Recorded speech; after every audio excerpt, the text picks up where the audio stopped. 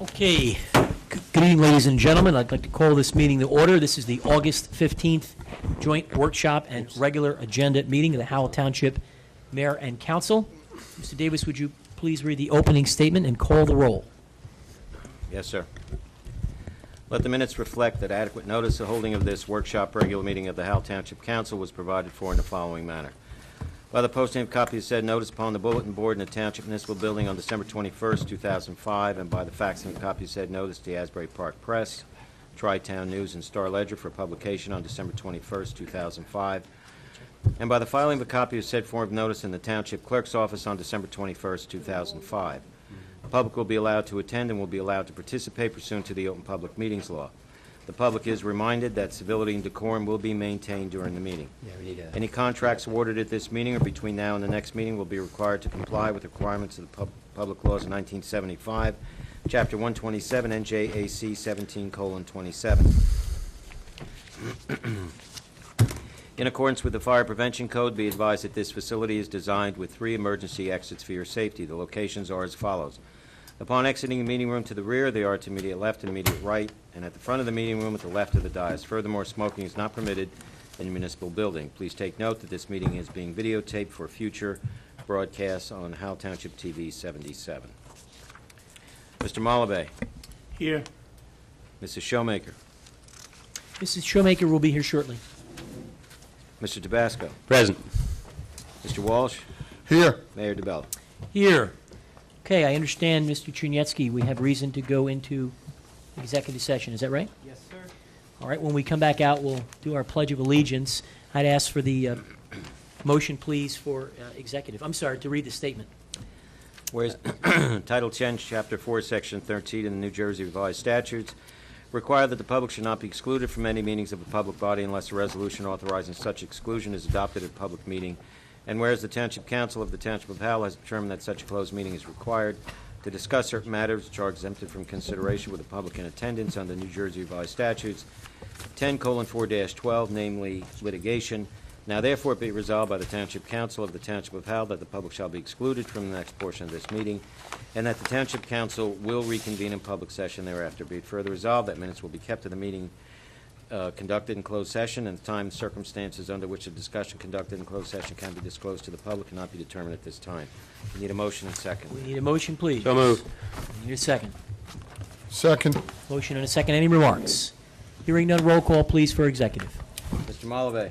Yes. Mr. Tabasco. Aye. Mr. Walsh. Yes. Mayor DeBella. Yes, okay, for the benefit of the public, we should reconvene approximately 8 p.m. from our executive session. Thank you. Okay, I'm going to reconvene the meeting. The order. Welcome, ladies and gentlemen, members of the public. This is the Howell Township Mayor and Council's workshop and regular agenda meeting of August the 15th. We started the meeting at 6:30 with executive session. The time is now 8:06, and we're going to reconvene the meeting to order. We've already had our opening statement. Executive session. I'd please ask everyone to rise for a Pledge of Allegiance. I pledge allegiance to the flag of the United States of America and to the republic for which it stands, one nation, under God, indivisible, with liberty and justice for all. I'd ask that everyone please remain standing for a moment of silent observation and thought for the troops defending this country all over the world.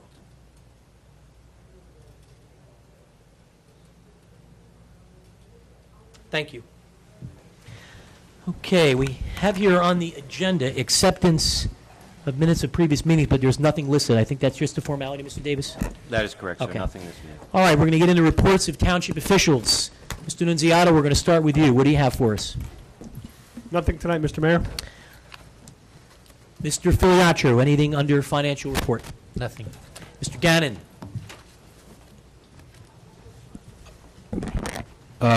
Briefly, Mayor and Council, we did have a discussion with Special Counsel Alex Kress with regard to disposition of the WDH Fell property that, as you know, has been lingering in bankruptcy court. I think we've got an agreement that essentially will add a significant amount of money into the amount that's going to be paid for back taxes. Tax assessor, Special Counsel has basically given its blessing.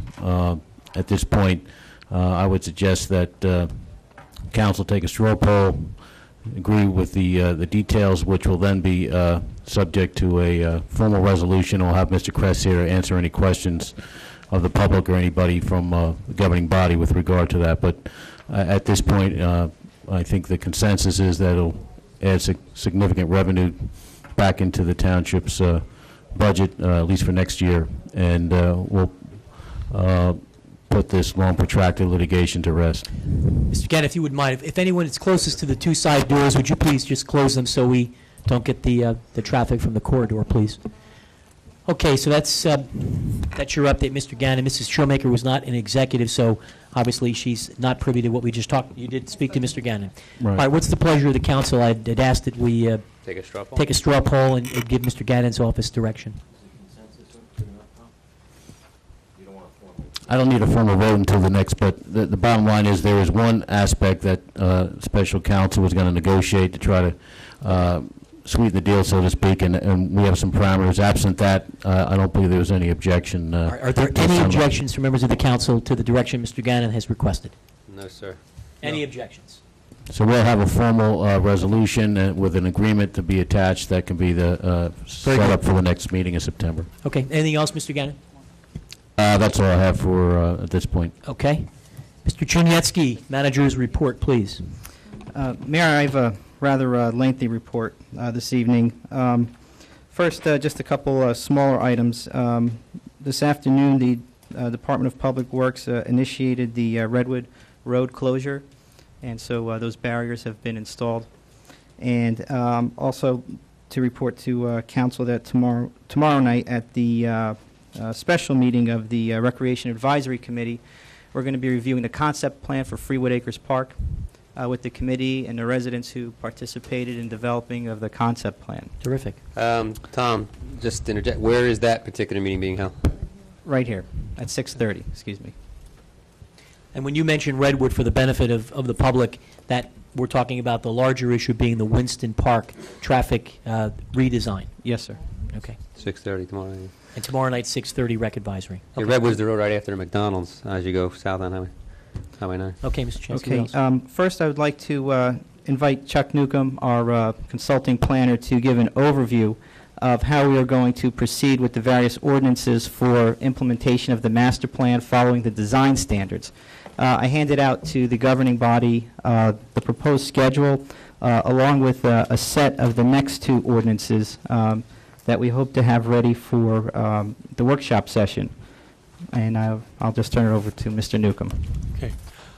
If you recall, in June, the chairman of the planning board sent forward to council, the mayor and council, a letter outlining the changes to the land use ordinance that it was recommending to implement the policies of the land use plan and the conservation plan. And I believe what the manager provided you is an outline of the changes that we're recommending in kind of an order of priority. The first one being age-restricted housing. This is an issue that the planning board spent a lot of times, a lot of hours in terms of dealing with, and we feel as if this is kind of a prime item that needs to be advanced. Hinged to that one is the Highway Development District changes. As many of you know, the planning board identified an area, identified it in the land use plan as HD3, Highway Development 3. To implement the age-restricted housing policies and the conditional use in terms of permitting that would be restricted to the Highway Development 3 district, so we would have to create that Highway Development 3 district in terms of a zoning change. Hinged to the development design standards is the next item, and that is signs. Presently, the township sign ordinance is found in section 256. I know I made a mistake there, 257. But and the planning board has been very desirous of that, so it can basically deal with that on applications, that it be incorporated within change 188. and that would clean up also some of the changes that we're recommending, or they're being recommended in the building design standards presently this evening. Other changes are the land conservation and open space zone. We expanded that zone pretty significantly within the township and putting all public lands within that classification. So again, that would be a map change.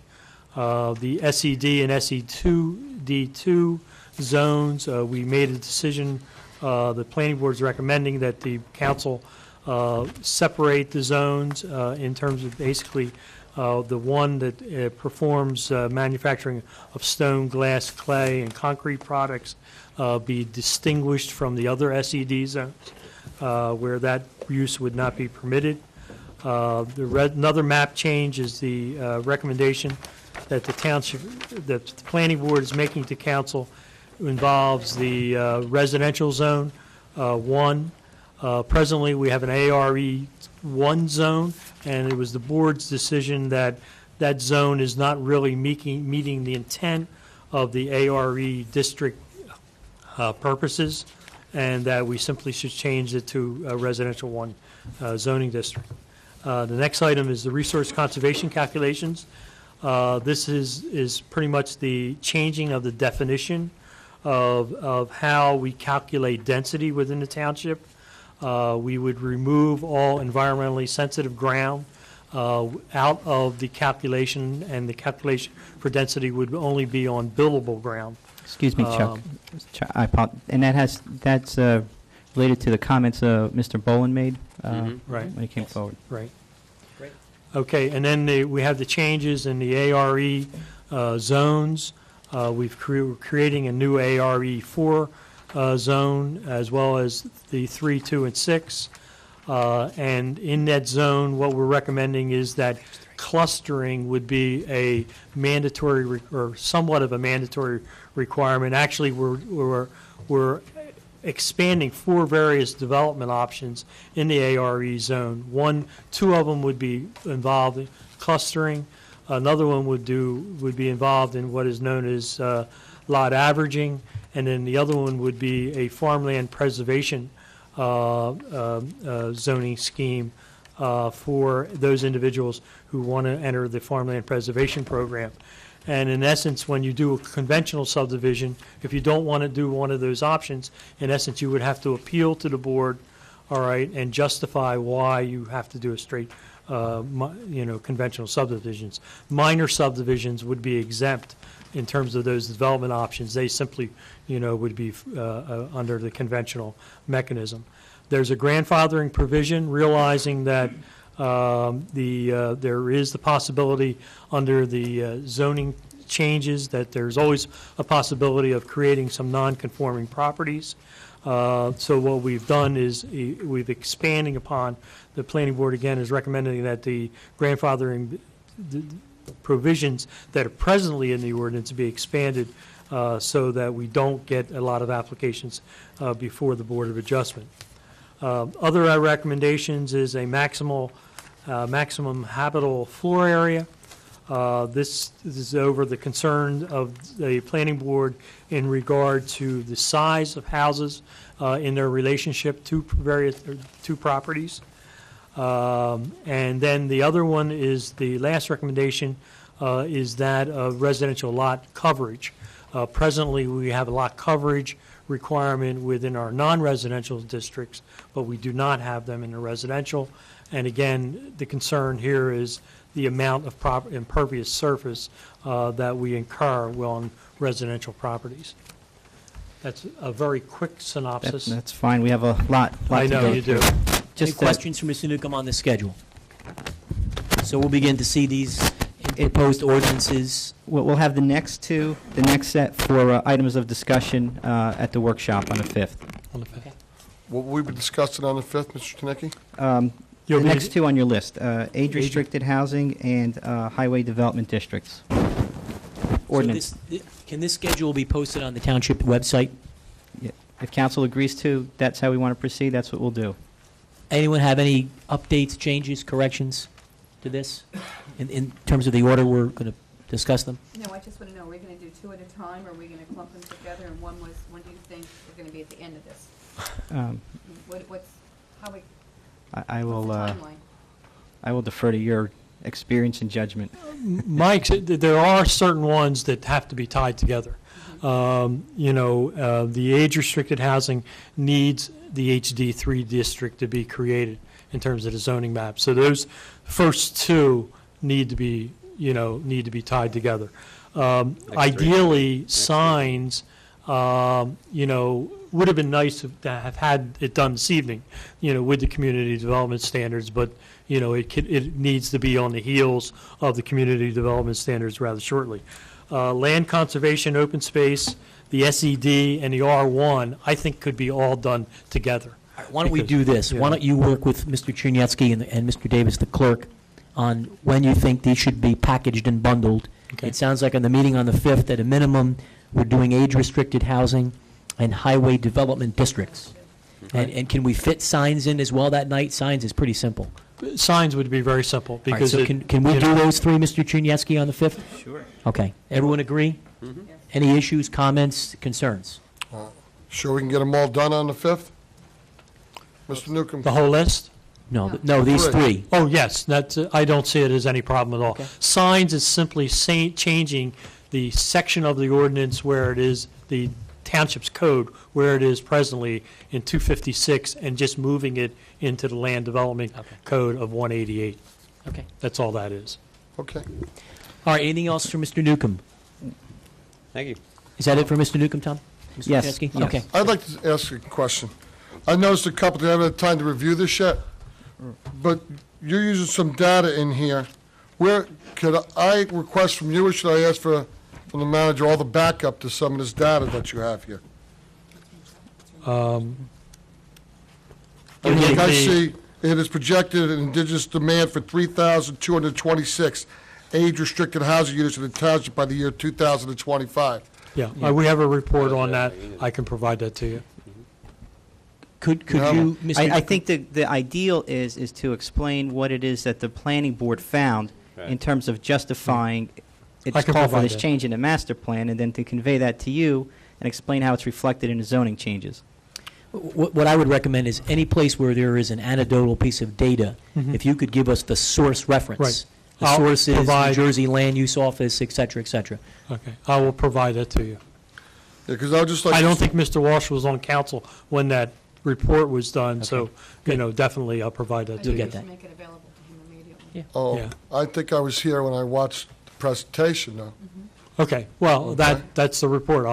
I'll make sure you get a bound copy. That's why I just want to make sure that if I go through this and I have questions, that I can get backup data, because I'm supposed to discuss this intelligently on September 5th. But that's a work session. That's and a work That's where we session. can ask questions. That's and, where you should try ask. Yeah, this is fine-tuning not it. an introduction, this is a Right, work no, session. this is, right, tonight, I just wanted to give the schedule, work out the schedule with the governing body. Right. Okay. So we're not introducing, No. we're not voting, No. we're working, I'll we're have gonna that work the recopied detail. tomorrow. and But I'll be able you'll to have ask it you by Thursday. intelligent questions. I need data to ask you intelligent Okay. questions, sir. Right, That's all. okay. Okay. Thanks, Chuck. Thank you, Mr. Newcomb. Uh, Mr. Chernietsky, what's next? Next, Mayor, at the last meeting, there were a number of issues with respect to the revaluation. I've invited Tom Linehan, our assessor, and our consultants to come up from Realty Appraisals to give us a status report. Yeah, I've got some questions, too. There's been some information in the newspaper that there's maybe some missing money, and I'm a little upset about it. Maybe you gentlemen can answer some questions about the budget, because I'm actually more than a little upset about it. I feel terrible for our CFO and our staff that certain things have been represented. Mr. Mayor, they can comment on the progress of the inspections and such, and our CFO can comment on the budget. Good. Good evening. Would you just introduce yourself? Sure, thank you. My name is Neil Rubenstein. I am a partner at Realty Appraisal Company, the firm doing the revaluation. Nice to meet you, Mr. Rubenstein. Same here, thank you, Mayor. What do you have for us, gentlemen? Well, I asked Neil to be here. Would you pull the, Sorry, I Ms. asked- Lynn, if you'd also just introduce yourself for the My benefit name of is the public. Tom Lenahan. I'm the assessor for the Township of Howell. I asked Neil, as being the Mr. vendor, Lanigan, actually. I'm sorry, the folks can't hear you. Is the red light on in front of you? Yes, it is, sir. Just kind of maybe get it real close to it, unfortunately, I'm sorry. Okay, I asked Neil, as representative actually of Realty, who is our vendor, to come down to give a status report as far as the The reval efforts are ongoing. Good. Okay, so Neil actually will take it. Okay, thank you. And first, I'm glad to be here to give you that update verbally. Right now, where we are at, Howell Township is a large community. We have done inspections of 13,500 residential properties. That equals 87% of the community. We've inspected 455 commercial properties. That's roughly 96% of that total. We are on the tail end. We anticipate finishing all of the inspections in approximately a 4-week period, barring 100-degree weeks of weather. At the same time that we've done the inspections, and that's been over about an 8-month period, we've taken digital photos of every property in town. That's complete. We have begun establishing our neighborhoods or our sections of town. That's how we are going to do the appraisals. Once the inspections are completed, my brother and I actually were the 2 chief appraisers for the firm and have been for 22 years. We're going to take that data and we're going to formulate our opinion of value for all the properties that have sold, and then we're going to take those sales by neighborhood and disperse them to the rest of the properties in the community. It sounds like a simple task, but it really is not. In addition to that, we've held 6 town meetings. They were fairly well attended in different locations to try to get the word out and explain the process. And we all are well aware of that doing a physical interior inspection of a property is sometimes difficult these days. Of the 13,500 properties, we've gotten into 91% of those properties. 9%, for whatever reason, we were unable to enter, but in a step that I'm about to explain, that number will be reduced. Once we have established all the assessments on the properties by looking at the sales of residential, commercial, vacant land, et cetera, and we've formulated our values, we will mail a letter to all property owners after November 10th, which is a requirement by the Division of Taxation. We cannot mail them prior. Those letters will go out, and we will hold informal hearings. That letter will advise the property owner of their new assessment. And if they choose to, they can come in, sit down with one of my representatives, and have a one-on-one interview, basically, to go over the assessment. Those cover the full gambit. Some property owners just want to see the record, want to make sure it's accurate. Some want to contest the value, obviously, and some who we have not inspected the interior of the property will request an interior inspection. That's why that 91% number will go up, and that's a pretty good percentage increase. Incidentally, we're also working in 5 other communities in Monmouth County. We're working in about 11 towns all over the state. Howell happens to be the largest one, and it's a very diverse community. So the appraisal process is, it's not like, I can't think of a quick town that's homogeneous, but between the farms and all of the miscellaneous issues, we do have challenges ahead of us. And appraisal of real estate, there's no crystal ball. When we appraise a property, or anybody appraises a property, it's our opinion of value. We don't pretend to know the exact amount. The real estate market right now is in a state of flux. It's certainly not increasing like it has in the past years, but that is something that I can't sit tonight and get into. We have not done one valuation on one property in Howell Township yet. When we have, then it's something that I would be able to speak about. But for now, the inspections are tailing down. We're going to begin the valuation process, and once that's done, we will mail out those letters and hold our informal hearings in the town. Will we see a draft of that letter, obviously, before it goes out, or our administration will see Yes. it and we'll be briefed in Yeah, advance? it's fairly generic. It supplies the assessment. It supplies a way to contact my firm with a local phone number, so there's no long-distance charge. And it explains how a property owner can get in touch with us to come in and sit down and talk to us. At those hearings, just to throw in, we typically get about 1 in 10 property owners. Overall, about 10% of the community will reach out, make an appointment, and sit down with us. About 90% are hopefully satisfied or don't act on that letter. Questions from the council? Mayor, if I may, just one quick question for the public again. You said that it's by state statute, you have to have that done and letters out by November 10th. No, close. We can't mail them prior to November 10th. We have up until February 15th to complete the revaluation.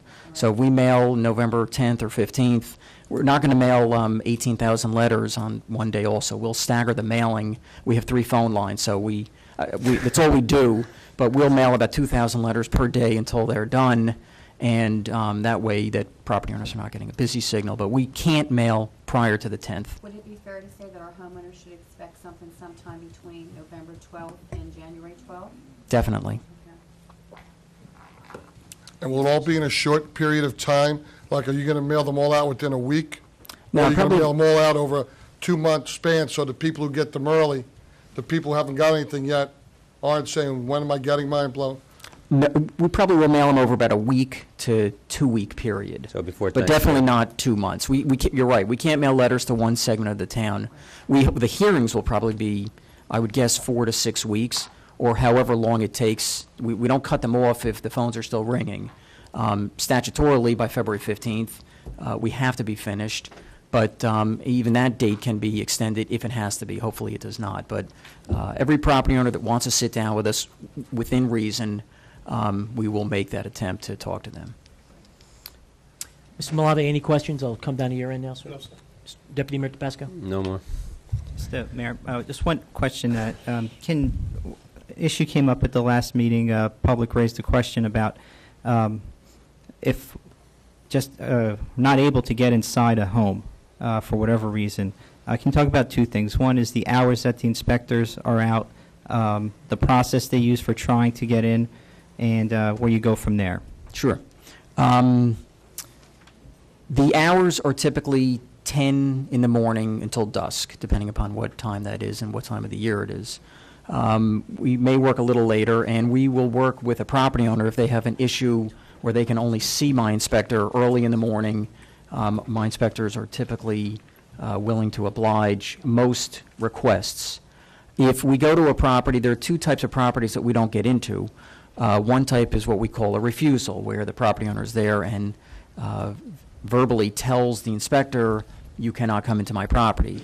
That is a little different than a property that we go to 3 times, nobody's home, they work, 60 hours a week, and we just can't get in. Those properties will leave a card hanging on the doorknob. I would assume with the percentage of people here, we've done a fair percentage of the inspection since we've got 86% done. But we'll leave a card on the door. It'll have that same phone number that they'll call for the hearings, and then they can contact my office up in Hudson County or my field office down in Monmouth County, and we'll make an appointment and go out and do the inspection. And then the last step, if we don't get in that way, is the informal hearings. If a person that refuses entry makes an appointment for the hearing, we will allow it, but at that hearing, we will ask to do an inspection.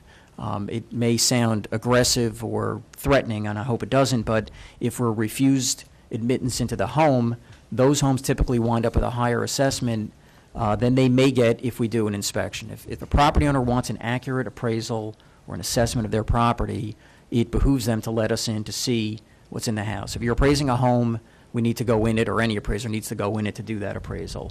If we're not let in, and there are, again, degrees of refusals, but if we're not let in, we have to assume that something may have been done to that home, and that's the reason that we're not being let in.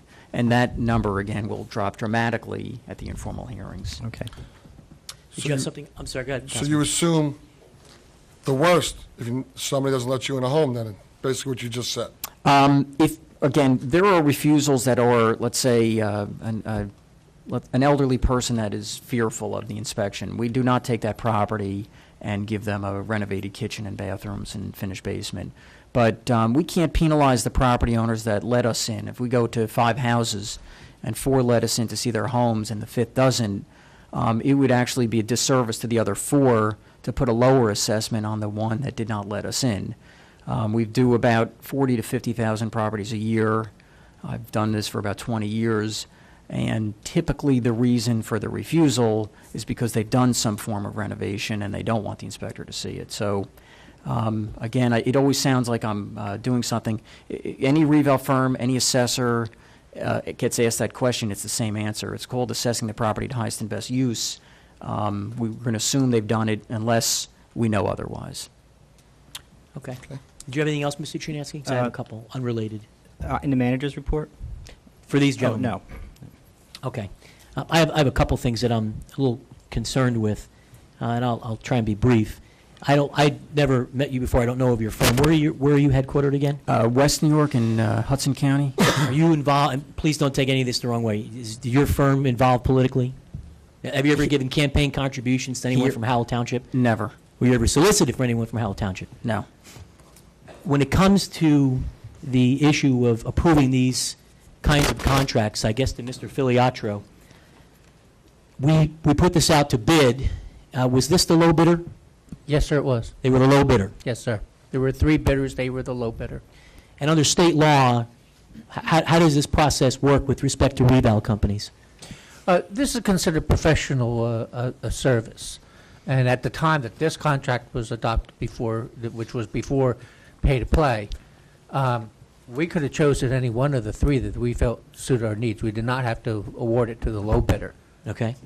Now, did we do a proposal, or were these the only bidders? No, we did an RFP. Okay. There were 3 bidders that responded and did give us quotes, And these were the low bidders? and these were the low bidders. Okay. I guess the other question I have now is I've asked CFO for a proposed budget, the information that went into the budget for the reval. And I have a note here, it says proposed budget for Howell revaluation. I'm going to, is this from your office, Mr. Filiatro? That's a copy I made from my office, yes. So It's you- actually the assessor's budget estimate when we started So the Lanahan, you project. prepared this? The budget, the 1.5 million? Yes, sir. You did? Yes, sir. So the 1.5 came from your office? Yes, sir. I'm going to review this, tell me if this is right. Certainly, sir. Realty appraisal, $1,100,000. That's the contract?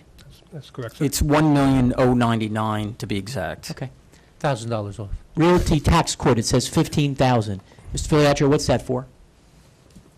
Tom, Or Mr. that's Lenny? the appeal process, is it? In the appeal process, actually, the realty will defend at the county level. As far as the state level is concerned, there's an hourly rate.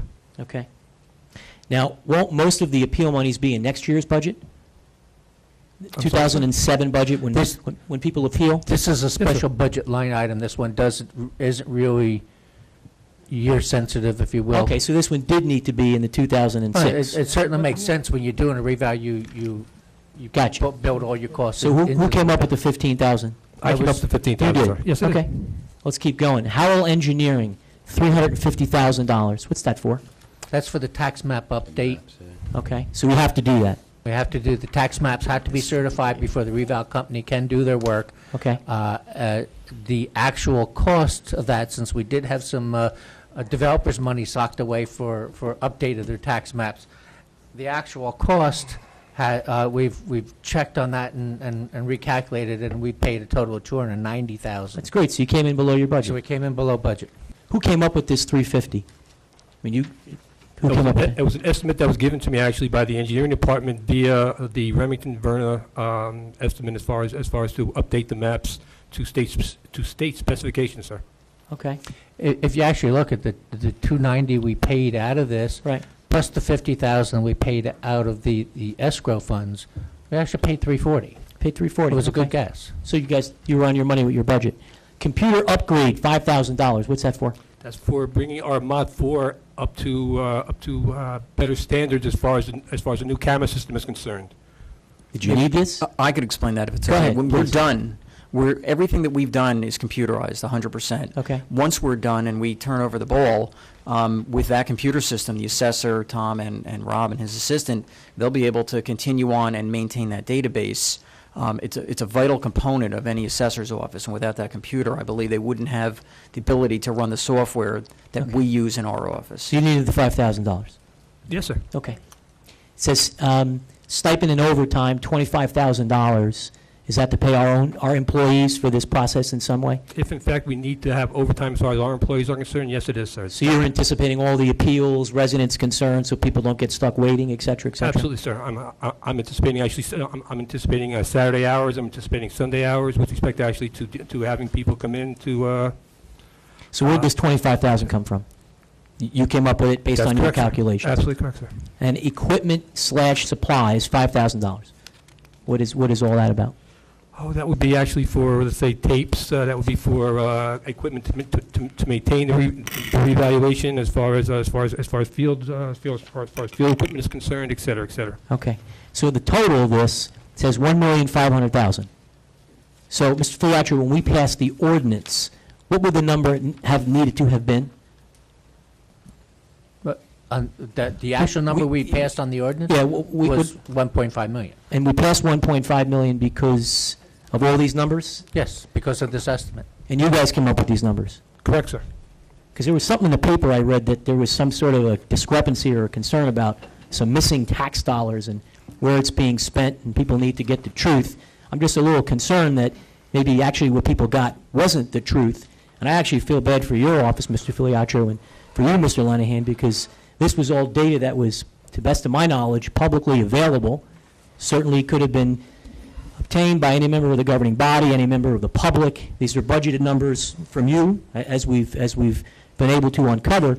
And so I just want to clear the air, and I think that your office, and certainly Mr. Filiatro's office, wrote an apology, because there was certainly an appearance in the public domain that something inappropriate or underhanded had been done. And in absence someone telling me anything to the contrary, it would appear to me that we had an obligation to budget $1.5 million. Is that right, Mr. Filiatro? Yes, sir. Okay. We were ordered by the Monmouth County Board of Taxation to conduct it, and we have to fund it. I'm hoping that at the appropriate time there will be an official public apology to the Chief Financial Officer, to the Tax Department, all of our township employees. This was a very, very, very disturbing series of allegations that were levied, and I'm expecting an apology from the individuals behind this, because The article was for me. as we can, let me just finish, as we've just heard, it would appear that this has been done completely appropriate in compliance with the law. So I'm hoping there'll be an apology to the right people. This article came from me. This was political statements the mayor just made, so let me clear things up. There was an ordinance passed for $1.5 million. There was a contract for $1,099,000. I asked what the other $401,000 was for, and nobody seemed to have an exact answer. When $401,000 of the taxpayers' money is spent, I would have hoped that breakdown would have been attached to the resolution. I wonder why it wasn't.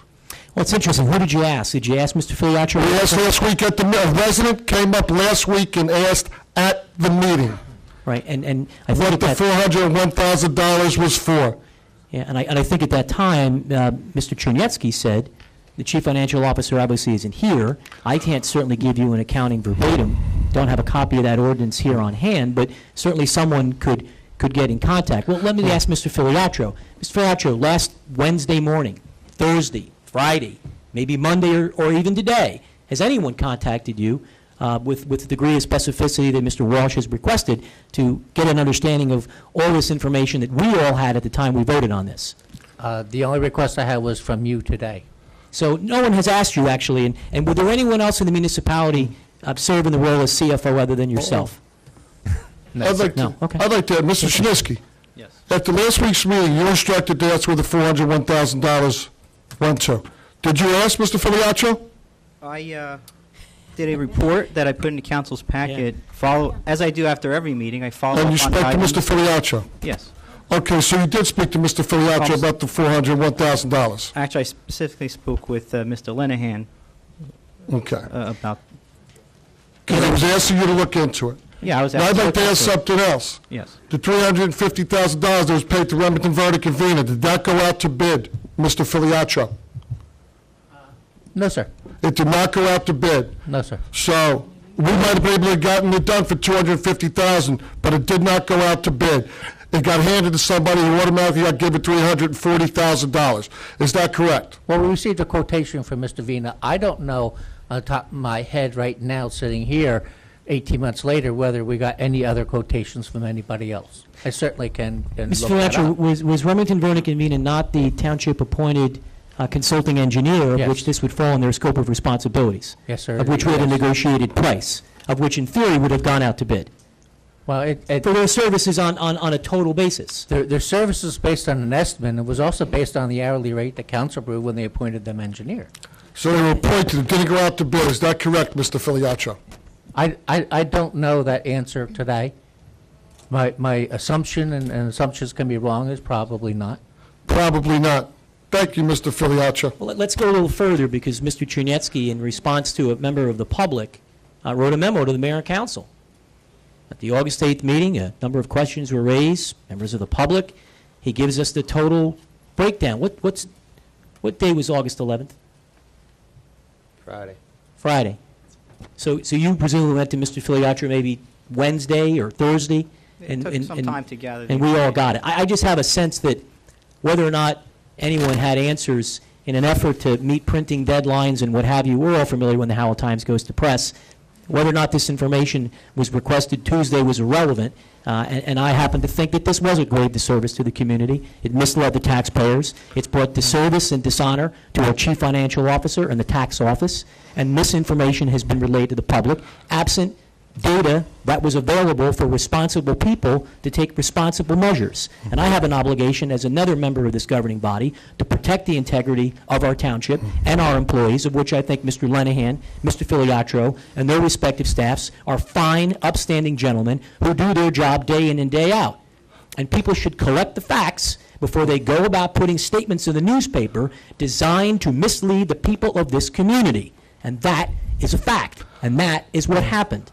And Mr. Lenahan, as one member of the governing body, I'd like to apologize to you because I have a suspicion no one else will.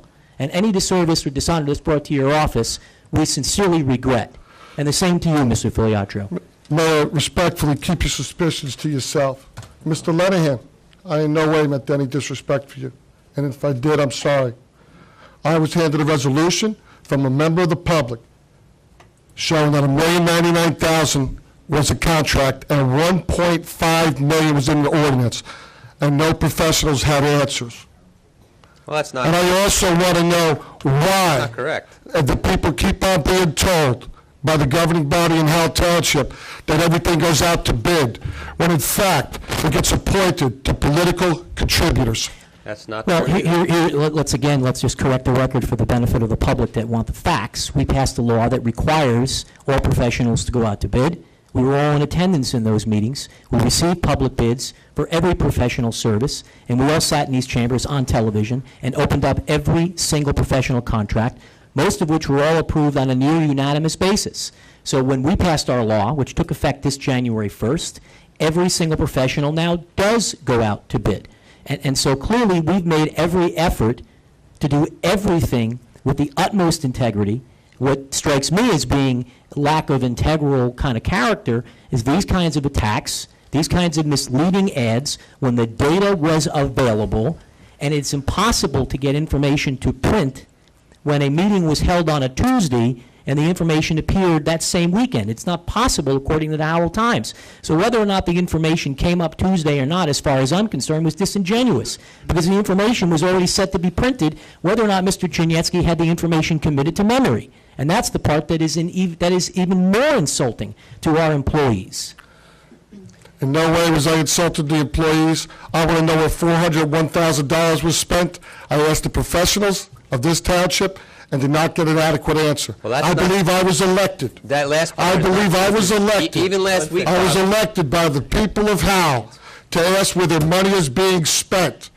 If I went to you and said, give me $1.5 million, but there's only $1,099,000 in the contract, something tells me you would ask me, where was $401,000 spent? If it was so simple, it should be attached to the resolution so that everybody would know, everybody would see it. But it was not, and it did not go out to bid. And most of the appointed people here to this township have given political contributions to campaigns. Just a coincidence, I'll surmise. I will be as cruel as the mayor and surmise everything in a negative fashion.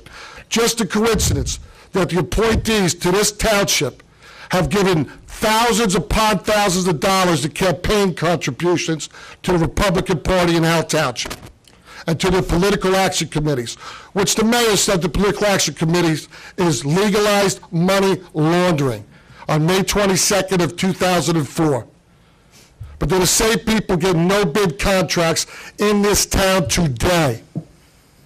Today, folks, not 2 years ago, 3 years ago, on August 15th, 2006, the same people that are donating money to political parties and laundering it legally, as the mayor has stated, are getting contracts in Howell Township Who? to this day. Mr. Walsh, who? I need to know. Because I'm in the dark. I need to know. Who are they? Who are Yeah. they? I will have a total list at the next council meeting of every single professional in this town that has contracts, that has sent money through political action committees into this township and has contracts with this town. I will have them all. Yes, Remington, Verdict, and Vina is on it. I truthfully would rather not state them all until I have them in front of me in black and white from the elect reports from the state of New Jersey. Well, it is- And I will state every last one of them. Okay? On September 5th, I will open my statements by telling you every last person that has, and every last company that has donated money to political action committees that has come back into Howell, and I will read them publicly. Well, at least you'll give us the benefit at that time, unlike what you did in this horrific ad of having your facts in front of you before you disrespect our township employees. Now that we've had a full disclosure that the $1.5 million was an appropriate amount, that the information was available in town hall, that as a member of the governing body, you had a responsibility, in my view, to collect the data prior to putting an ad in the paper. The facts are that information was communicated to the residents of our community, leading one to believe that something inappropriate, something underhanded, potentially something illegal had taken place. And it's not true. It's not true. Legalized money laundering, according to you, is illegal. Mr. Walsh, I did not interrupt you when you had the floor. That's and true, I would ask that you... That's true, Mayor, I'm sorry. Thank you, sir. I would ask that at the appropriate time, the individuals who were negatively impacted by this be apologized to. And let the record also continue to reflect that this council meeting was on a Tuesday. This information would have to have been communicated to the newspaper prior to Tuesday. Monday. So whether or not the information came up on Tuesday is completely irrelevant, because this ad was long printed beforehand. So whether or not anyone asked for the information or not is an absolute farce, because it didn't matter. It had to meet a print deadline. So whatever happened at Tuesday's meeting with someone getting up and asking questions, it was too late. It was completely irrelevant. There was no sincere interest in collecting the data. I've altered ads in the newspaper Wednesday at 12 o'clock Mr. for Walsh? 6 years now. Mr. Walsh, did we not have an agreement? I'll let you talk when I'm finished. Mr. Mayor, and I'm sorry to interrupt you. In due respect, may I dismiss the You employees may. and the consultant at this Gentlemen, point? thank you for your report.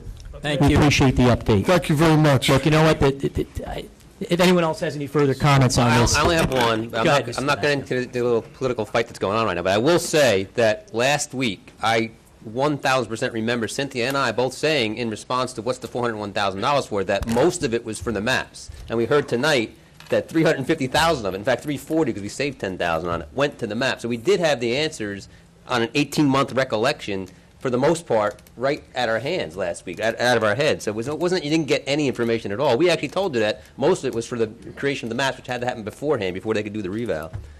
So you did get that answer last week. One comment, Mayor. Please. I'm only disappointed in that, Councilman Walsh, I do recall a memo from the CFO with many pages attached to it on a report that you had requested from him, and I recall because it said, let the council know that this report for for Councilman Walsh took 15 hours of man hours. Correct me if I'm wrong, Mr. Filiatri. So I do know, and as you asked Mr. Newcomb tonight, normally you do ask for all the information, so I'm a little surprised that you did not ask, because I know that you're in here frequently, you say, that you didn't ask Jeffrey for the information. Because usually he's readily available for that type, and if you could just call him, he would have given it to you. Jeff, what were you not here in the last week, sir? You were not here, what, Monday? And were you not here last Wednesday or Thursday, sir? You definitely weren't here Monday, because I was here for a couple hours. I No, I left early on Monday. Okay. And I believe you weren't here last Wednesday or Thursday for a few hours when I was here also. One day last week that I was off. I don't recall if it was half day or a full day. I don't have. Mr. Filiatri, are you the calendar only? in front of me. Yeah, and excuse me, Mayor, and you were here today, because today I was here for a about an hour and a half, too, and I stopped by your office. Well, I'm glad you mentioned that, Mr. Walsh, because, you know, a CFO is rather sensitive to statements that $400,000 are missing. It is quite sensitive to me. And you don't seem to have any trouble coming into my office and asking for information. And yet, in my files, if you had asked, I could have provided you with that budget. Mr. Filiacci, if I didn't think Mr. Shinsky was going to get me the information, which was in my package, some of it, on Friday, I would have asked you, okay? And if I offended you in any way, sir, I don't need the mayor to say anything about me. I'm a big boy. If I offended you in any way, sir, I am sorry. Okay? From the bottom of my heart. What a shame. Well, thank you. Okay. What a shame it has to come to that. What a shame, man. Maybe you should apologize to the people in this room, too, man. Why don't you just cut it out? Mr. Walsh, we're all entitled to act like grown-ups here. I've not insulted you, and we can just get back to the business, okay? Let's get back to the business of the town. Let's get back to Continue the the business. manager's report. Finish your report, Mr. All right, Chernetsky. a few more items. There was a request for some traffic calming investigations with respect to Addison Road. Just to, an item for discussion on the September 5th meeting. I've invited the Traffic Safety Division to give an overview on how they investigate these requests. And also included in there will be a discussion on speed bumps. So we'll plan on having a discussion around traffic on the 5th. Mr. Chernetsky, on that, are we going to be addressing Hampton Drive and Salem Hill development that night? Yes, sir. Okay. I would just ask that if we can, we had a couple of gentlemen come. They gave us a presentation. If we could make certain, your office is probably way ahead of me, but let's make certain they're aware that's a topic that night. There are several gentlemen that continue to checking in with us. I want to make sure that they know we're doing that. We'll make sure they're aware. Appreciate it. Can I just throw a suggestion out there? This is probably one of the #1 issues on a day-to-day basis in our community. Why don't we think about introducing this particular topic in different areas of our community and inviting the general public so that they better understand, because they're going to be as frustrated as I am when the police department come in here and explain what we can and cannot do. Because we've been down this road. I've been down this road 5 times. Bruce will tell you. It's very, very frustrating, and I think it would behoove all of us sitting up here in the community if we could do this in pockets of the town, in like the Ramtown School, and invite that community to come in and understand, because it's really what we can and cannot do is very little. I mean, I'm blunt. If I understand that council wants to have meetings in neighborhoods, and so we'll try to include that as an information packet, if that's okay. But there are residents who are expecting some information on the 5th. Okay. And so I directed them to come to that meeting. All right. If Thanks. If that's What all else, right. Mr. Chernetsky? There was Ms. Abramoff, Grace Abramoff, Yes. raised a number of issues with respect to signs and other appearance things in the community, and so I've invited our new Public Works Director, Mr. Jeffrey Kramer, to give us an overview on the Clean Communities program and some other initiatives that he's undertaking that I think would start to address those Terrific. concerns. Mr. Kramer, welcome, sir. Why don't you come on up, please? For the benefit of the public that might not know you yet, if you just introduce yourself, it's good to have you. Thank you. Thank you very much. Jeff Kramer, I'm the new Director of Public Works, taking over after Millie retired. Welcome. Weeks Good to ago. see you Been again. on board about 3 weeks. So we're all cleaned up yet? Almost. And you're already in front of us. Okay. I guess these are quality of life issues.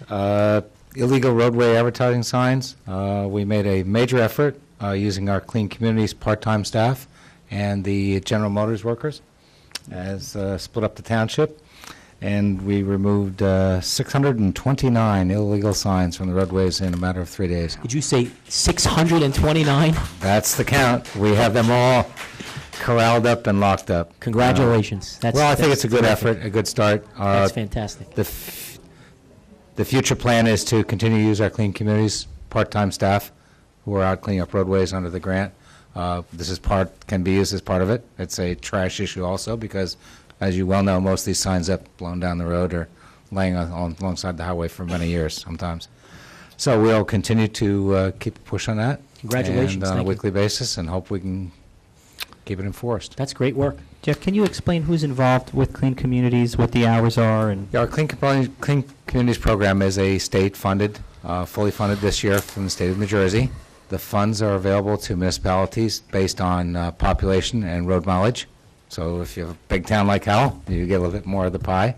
The funds are distributed with a requirement that they be used for, one, the actual physical cleanup of trash, either using paid staff or volunteers. Most towns smaller than Howell use volunteers only. We have an opportunity here to have a part-time staff with a van who are out 4 of any working days during the week cleaning up. The other part of it is enforcement, which we'll be dealing with our police department and regulations. And the third is education. And we have 2, Lori, I think it's Dunwoody, I'm just getting to know everybody, and Kim Alvarez. I've done a great job of organizing this. I have a lot of experience with the program in other towns myself.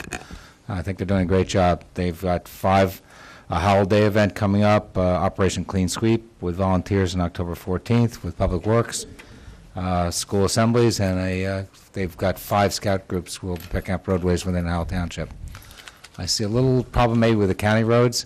So we're going to nudge the county people and see if we can't get a little more cooperation on some of the county thoroughfares. They're lacking. What we've done a great job. We want to make sure the county does their part too. Great. Mr. Kramer, I'm sorry.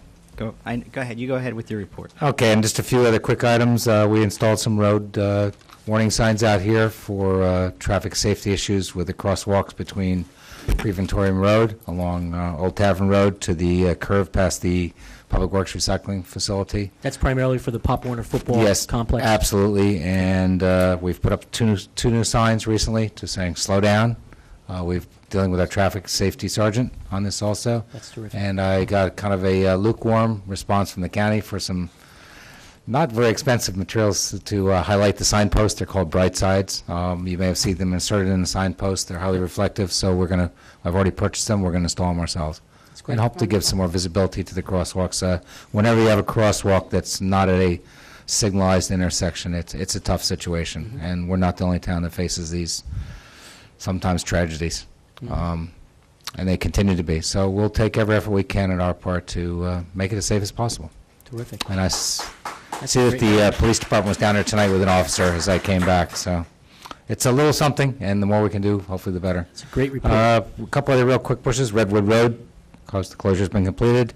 I've already met with Kathy McKee of the Shade Tree Commission, and I'll be trying to bring together a close liaison with Public Works and the Shade Tree. Their first meeting will be tomorrow night with me. And Town Hall, if our own home doesn't look neat, then we've got a problem. So we're kind of trying to push here to get our shrubbery beds neatened up. And we have our tree crew up here from Public Works, and the effort will be to complete by next week dead trees, dead limbs over the parking lots, driveways, and a little bit better weed control in the facility. So we look a little sharper up here. That's true. So these are just a few efforts, and line striping we have set up for should be on the council, on your agenda for September, and our road line striping project should hopefully be completed by mid-October. And that's all a I great have. report. Thank you Well, very it's a much. start.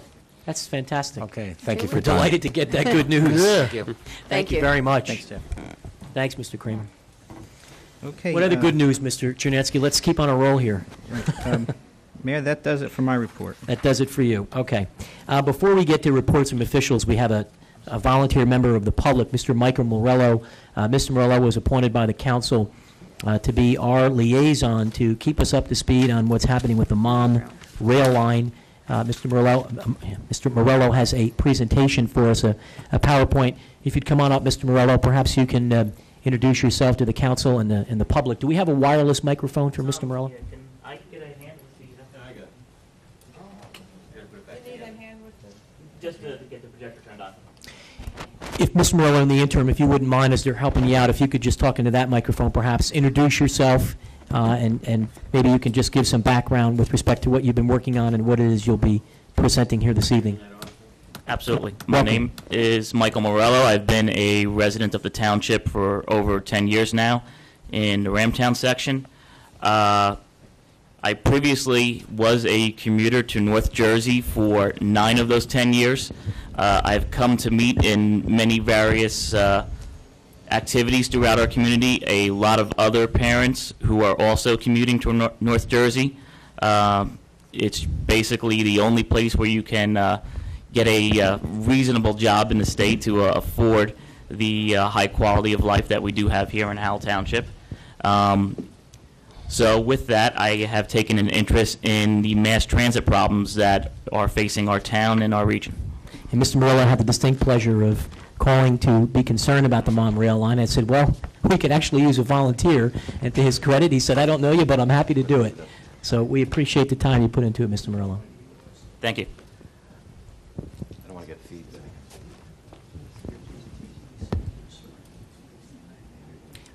Does it make sense? Mr. Davis, can we just turn the lights off that are just those three?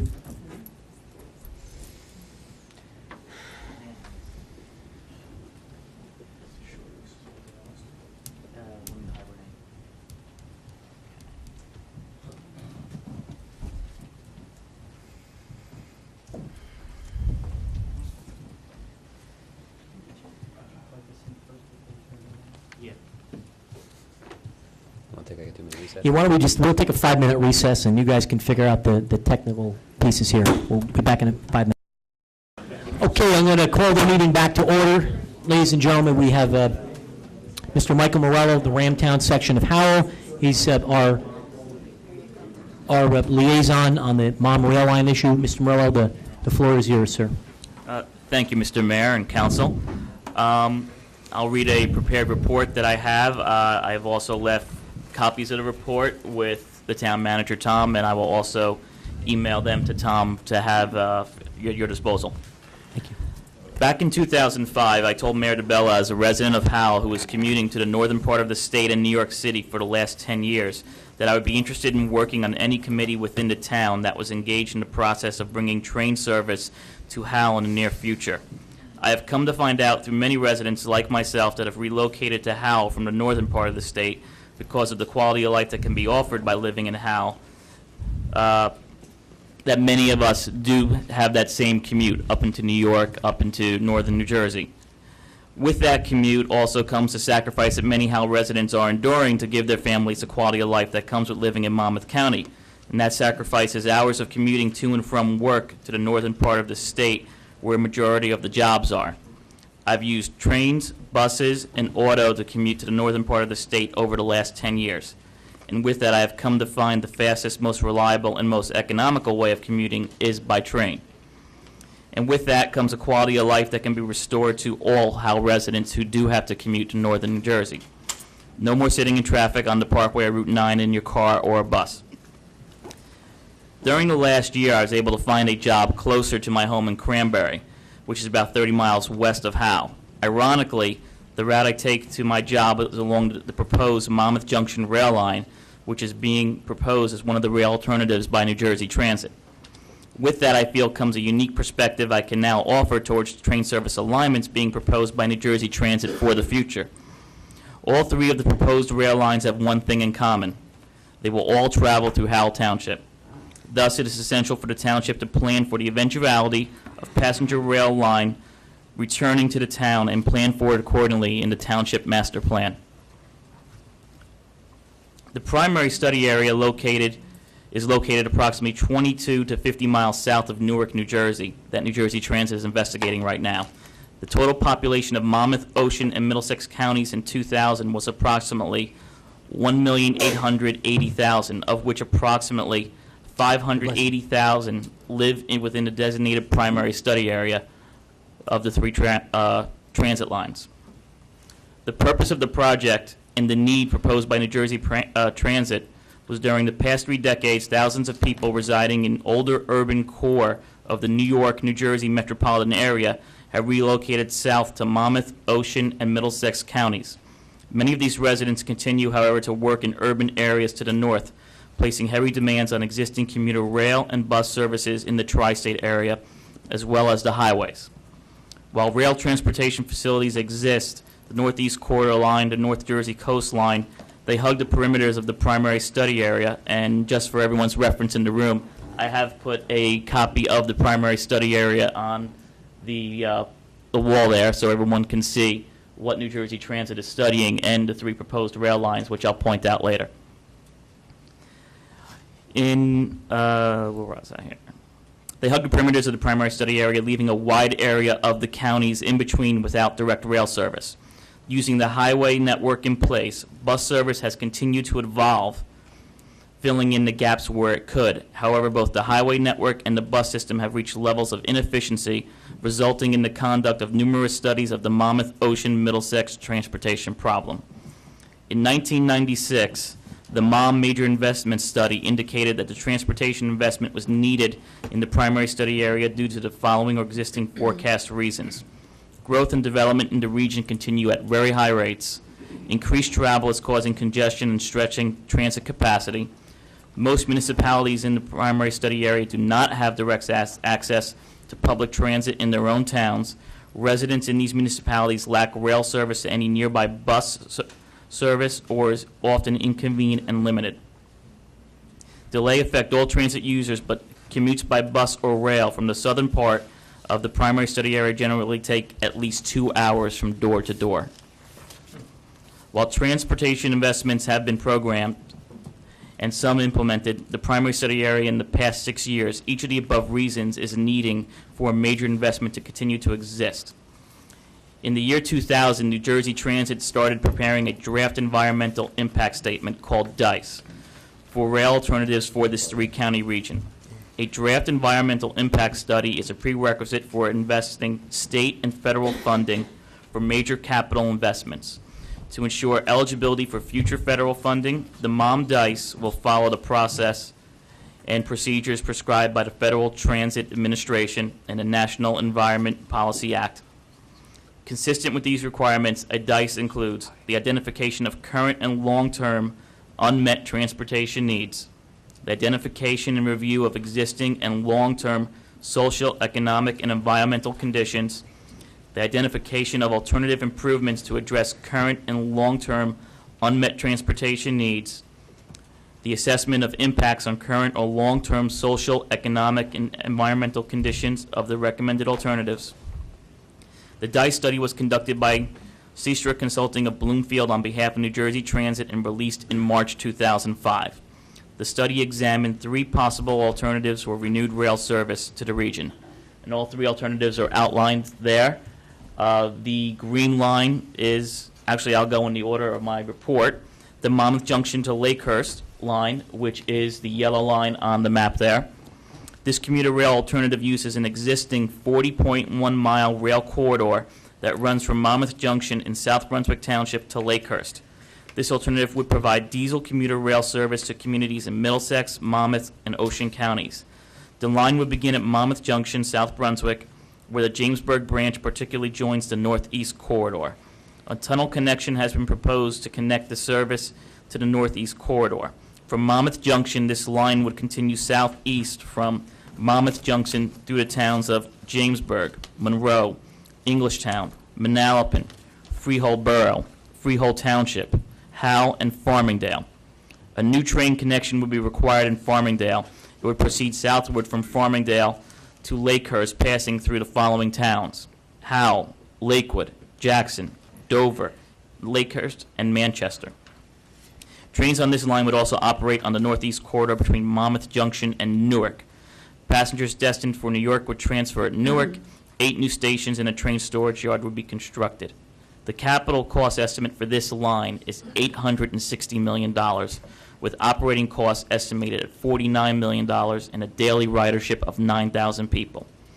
In addition, a tunnel estimated to cost about $77 million would have to be built under the northeast corridor line to connect to the Jamesburg Freight Line branch for service to head east towards Freehold.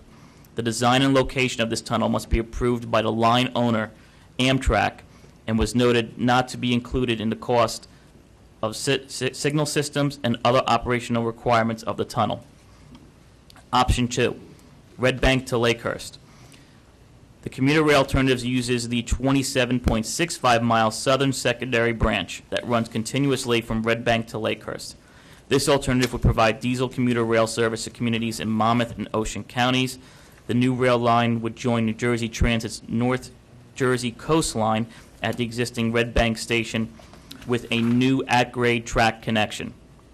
This commuter rail alternative would establish diesel rail service from Red Bank Junction through Shrewsbury, Eatontown, Tinton Falls, Colts Neck, Wall, Howell, Lakewood, Jackson, Dover, and ending in Lakehurst. Trains would operate on the New Jersey coastline between Red Bank and Rahway on the northeast corridor from Rahway to Newark. Passengers destined for New York would transfer at Newark. 6 new stations and a train storage yard would be constructed. Note, New Jersey Transit is considering an assessment of this alternative with a one-seat ride service to New York Penn Station. And what a one-seat ride service is referred to is if a commuter only has to stay on one train and ride that train continually into New York City. The capital cost estimate for this line is $600 million, with operating costs estimated at $42 million and a daily ridership of 7,900 commuters. I'd like to know all of these ridership numbers being proposed or estimated are from new riders in the towns that are being affected. If you look at the map there, the Red Bank to Lakehurst line is the green line that runs on the east side of the state. Last but not least, the third option is Matawan to Lakehurst. This commuter rail alternative uses an approximately 35.8-mile rail corridor that runs from Matawan to Lakehurst. This alternative would provide diesel commuter rail service to communities in Monmouth and Ocean counties. The line would begin at Matawan, where a new at-grade construction would tie to the Freehold branch to the North Jersey coastline trains. It would proceed south from Matawan to Marlborough, Manalapan, Freehold Borough, and Freehold Township. New connections would be required to both Freehold and Farmingdale. It would then continue to proceed southward from Farmingdale to Lakehurst, passing through Howell, Lakewood, Jackson, Dover, and Manchester. Trains would operate on the North Jersey coastline between Matawan and Rahway and on the northeast corridor from Rahway to Newark. Passengers destined for New York would transfer at Newark. 7 new stations would be constructed, as well as a train storage yard, in addition to a new junction which would be constructed in Matawan to connect to the Freehold branch with the North Jersey corridor line. A new platform will be built in Aberdeen Township on the Freehold branch for transfer. The capital cost estimate for this line is $730 million, with operating costs estimated at $45 million and a daily ridership of 10,900 people, which actually mirrors the Route 9 corridor. The results of the study in 2005 brought the Matawan line to the forefront of discussions. The study showed that the line would have the largest ridership with 10,900 new riders. According to the report, the Monmouth Junction line with the highest capital cost estimate would have a ridership of 9,000.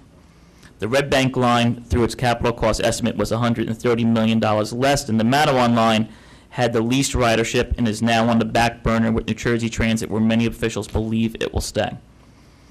In March 2005, when a study revealed that Matawan to be a viable option, state legislators Michael Panter and Robert Morgan from the 12th District last year contended that the residents of Matawan and the surrounding areas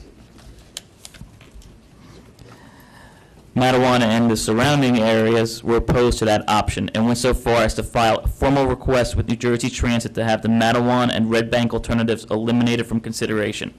That request was flat out denied by New Jersey Transit. Panter had also said that the homeowners in Monmouth County who live near the Henry Hudson Trail paid a premium on their homes with the understanding that the trail, formerly a freight train line, would remain a walking path. If the Matawan line is built, that path will be used. New Jersey Transit leased a path to Monmouth County, but the contract included a reverter clause allowing New Jersey Transit to resume control of the path for the use of passenger rail service. And the tracks were long in place before many of the homes were built in the area. Homeowners had to know of their previous existence from home closing reports. And while Panter requested that the Monmouth Junction line be the only line considered, that line actually now faces the strongest opposition in the form of the U.S. National Park Service. This factor came into play in June 2005. This was an issue of the Monmouth Junction alignment running through the Monmouth battlefield. Kristen Stevens, Grant Manager for Park Services American Battlefield Protection Program, sent a letter to New Jersey Transit and the Monmouth County freeholders outlining her concerns for the project. The concern was that Monmouth County Line would run an existing tracks that bisects Monmouth Battlefield State Park in Manalapan. Stevens wrote the battlefield is currently on the National Register of Historic Places and was achieved National Historic Landmark status. It is only one of 3 Revolutionary War battlefields in New Jersey with inclusion on both lists. Additionally, the park is rated a Priority 1 Class A Revolutionary War battlefield, a status reserved for only the most historically significant, most endangered sites. Area environmental groups and battlefield restoration groups, such as the Battlefield Restoration and Archaeological Volunteer Organization, also got involved in the renewed campaign to preserve the battlefield. Ms. Stevens stated at the time that the American Battlefield Protection Program sought to educate citizens at this time rather than pursue legal action to protect the park until it's deemed needed. In September 2005, a meeting was conducted in Howell with the representatives of New Jersey Transit on the MOM line, in which I was in attendance for. The Township of Howell was represented by Mayor DeBella, Township Manager Bruce Davis, and William Enzanota, Township Engineer. At the time, a copy of the Monmouth County Planning Board presentation was given to me for review. After reviewing the Monmouth County Planning Board presentation dated June 8, 2005, I found many flaws within the Monmouth County's Planning Board analysis that was pushing a train line towards the Middlesex branch. The first flaw was it did not emphasize the vehement opposition to the Monmouth Junction line by the Middlesex County government. Communities affected by the proposed line in Middlesex County and the residents of those communities themselves also opposed the line. It also ignored the facts that modes of transportation via rail, the Northeast Corridor, and bus service parking rides up the New Jersey Turnpike already exist in the Middlesex County area for residents there to utilize. The Northeast Corridor tracks already run through the township of South Brunswick, and the town can better be served by simply putting a rail station along the existing tracks. In addition, ample bus service already exists in the towns of South Brunswick, Monroe, and Jamesburg that utilize their close access to Exit 8A of the New Jersey Turnpike.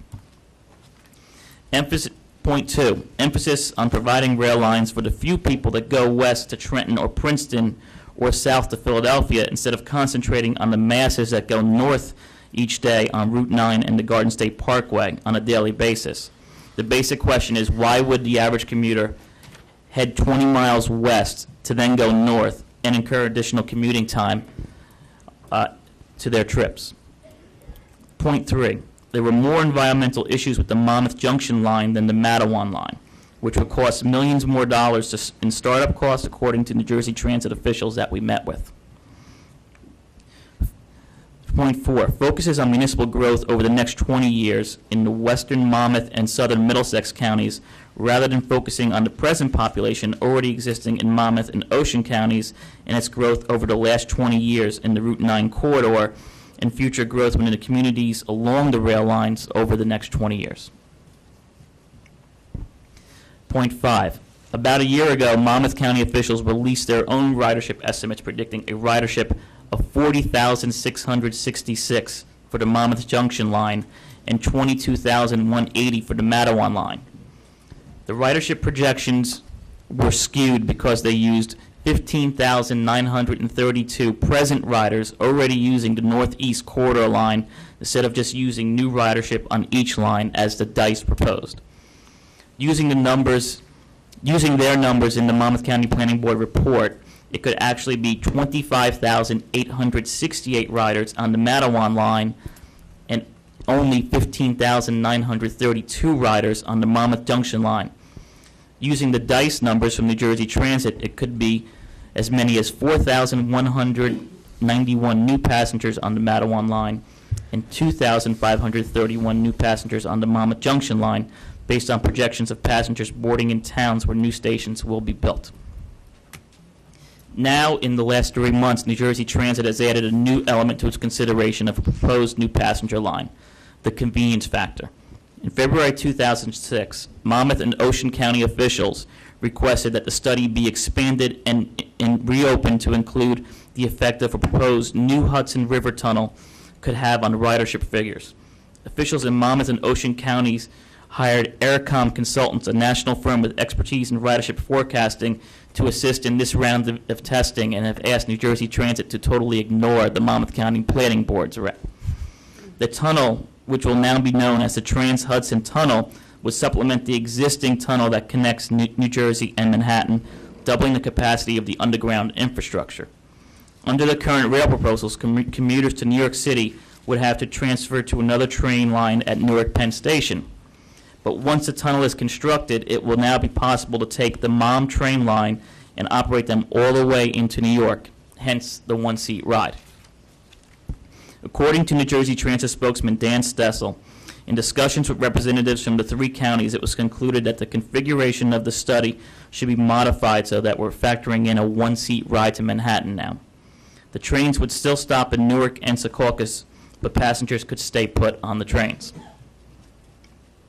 A one-seat ride will have a dramatic effect on ridership because it's a more convenient trip. Stessel added that the study will quantify just what the effect will be.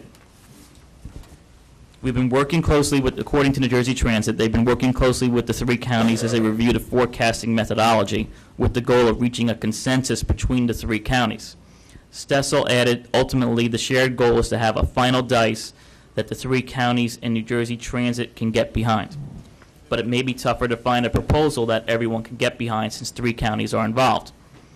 The Monmouth Junction line would run through several municipalities that do not support the project, among them South Brunswick, Jamesburg, and Monroe. The rail service proposal has also found unflinching support, however, from many in Ocean County and officials who would lose out on renewed rail service if it cannot run through their other counties. In fact, last May, the Central Jersey Rail Coalition organized a rally in support of the proposed rail service.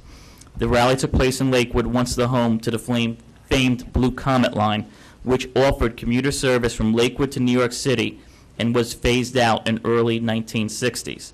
It's the same line that runs through Howell currently today that many of us drive over but did not realize was a commuter rail line at one time. Wow. A draft of a new DICE is currently being reviewed by the Federal Transit Administration. New Jersey Transit expects the new DICE to be completed within the next few weeks, at which point public hearings on the project will be held. Construction on the tunnel itself will begin in 2009 and will be completed in 2015. Stessel added that the 2 projects are not dependent on each other and that the tunnel will not delay the progress of the MOM rail line. What's changing in this study not necessarily is the scope of the project of construction for the MOM line. The tunnel will happen as a separate standalone project. Stessel said that officials recognize the fact that the tunnel project, also known as the access to the region's core, has advanced significantly since the start of the MOM line studies in 1996. They will recalculate the ridership numbers and the study environmental impact of running MOM trains in and out of New York now instead of stopping in Newark. Current status of the project. The Federal Transit Administration announced on July 19, 2006, its decision to allow preliminary engineering to begin on a second Trans-Hudson Tunnel rail line between New York and Midtown Manhattan. Supporters called the FTA's announcement a positive sign that the federal government eventually intends to commit funding to the project. The project is slated for completion in 2016 at the earliest.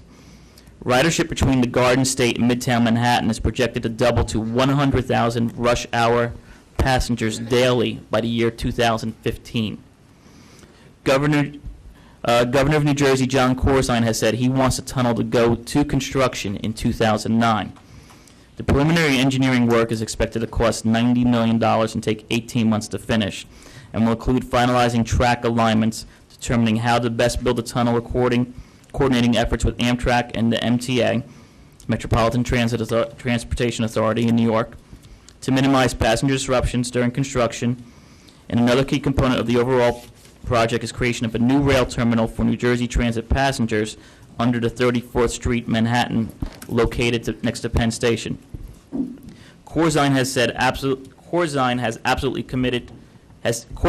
he is absolutely committed to this project of $6 billion, which is projected.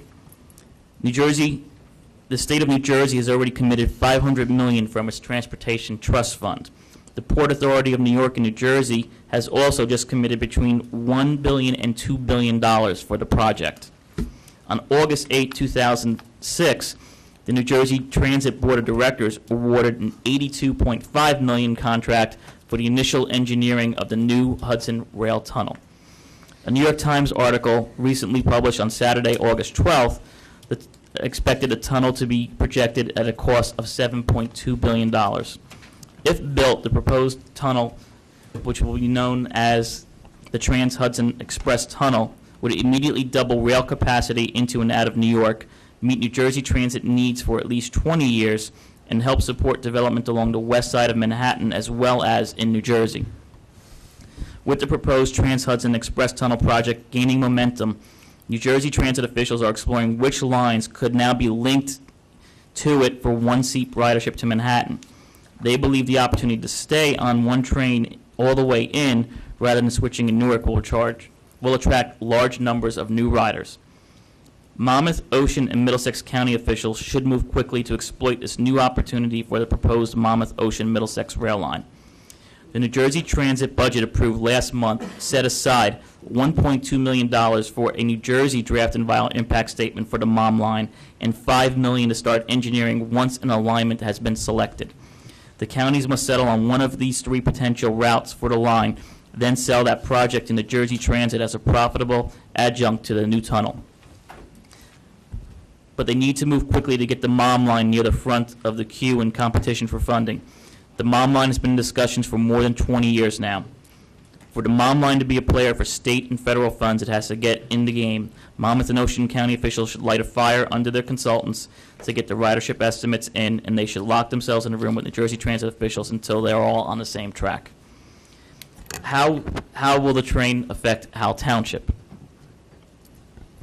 If the Lakehurst to Red Bank line is chosen as a preferred line, 2 train stations will be built, one off of Oak Glen Road. It would have an estimated ridership of 1,130 passengers and contain 1,000 parking spaces. The second station would be right off of Route 33 behind the Collingswood Flea Market.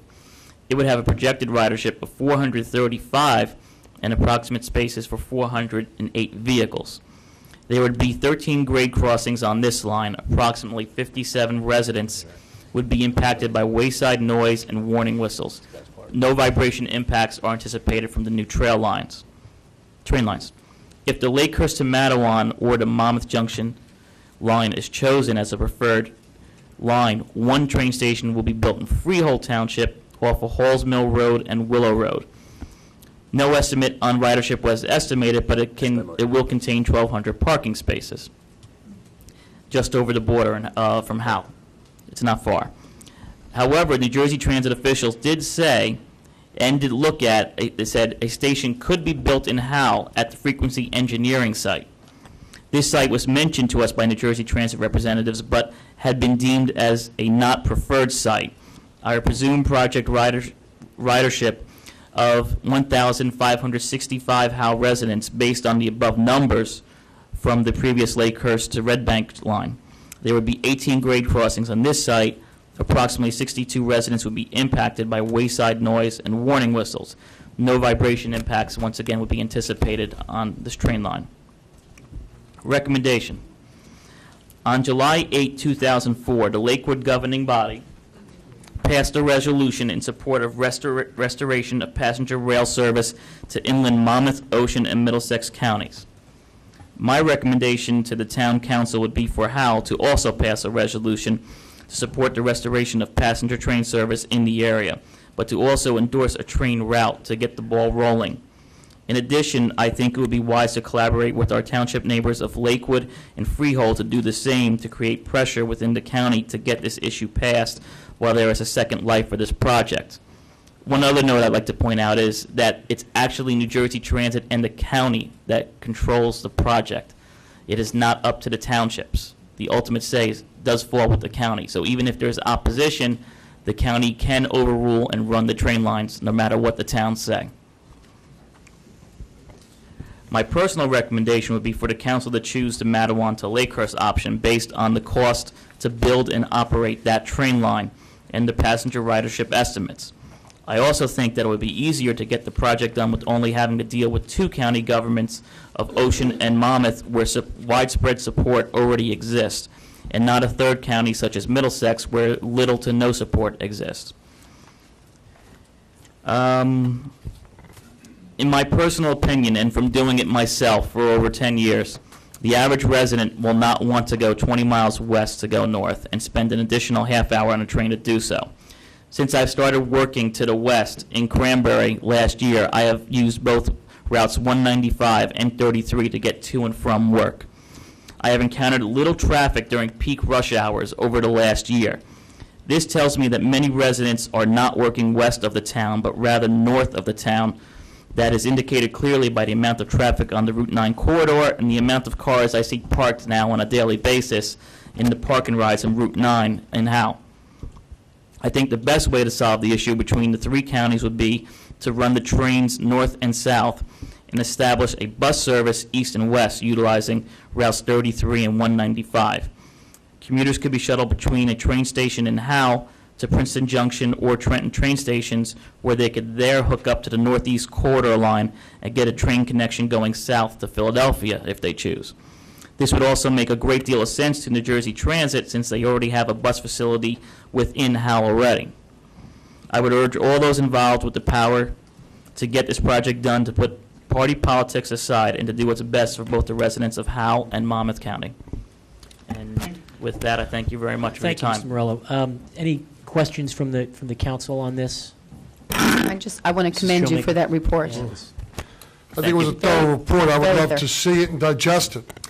You said Mr. Davis has a full printed copy? Yeah, I left copies with Mr. Cherninsky. There's 12 copies for the council and board, and I will also email copies so it can be reviewed.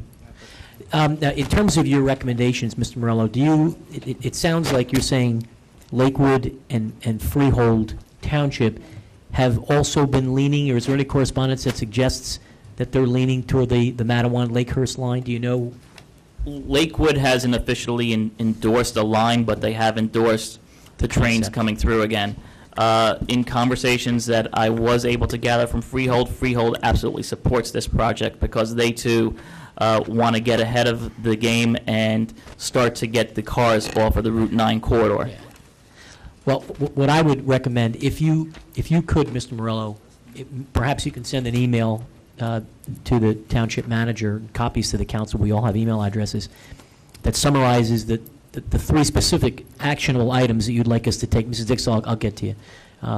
The 3 specific actionable items you'd like us to talk about, which is the supporting a specific rail line, building support with Lakewood, Freehold, and Monmouth, and trying to obviously rally the county, obviously, as well for jumping on board. If you could put that in a pointed email, what I'd like to recommend to the council is that perhaps we direct Mr. Cherniewski to have a discussion with his contemporaries from the Township of Lakewood and the Township of Freehold to get a sense of where their governing body is on this, and perhaps we can, in fact, come together and do some sort of a joint statement of 3 fairly large municipalities from the area coming out with a statement in favor of something. We need to obviously vet it out ourselves based on your report in terms of where we may line up on this, but maybe at a minimum we can start that discussion with Freehold and Lakewood. I think more importantly than those 3 towns, because those 3 towns will be easy to align, would be to get Marlboro and Manalapan to align with the Matawan choice. I commend you on the report you just gave. The recommendation he just made has been where we've been leaning, most of us that when we're talking about it, for at least 4 or 5 years right now. Yep. I will tell you that around the country, Monmouth and Ocean County are recognized as a metropolitan service area. Those recognitions do not have Middlesex County as part of it. And the political world is much tighter between Monmouth and Ocean County than it is with regards to Middlesex.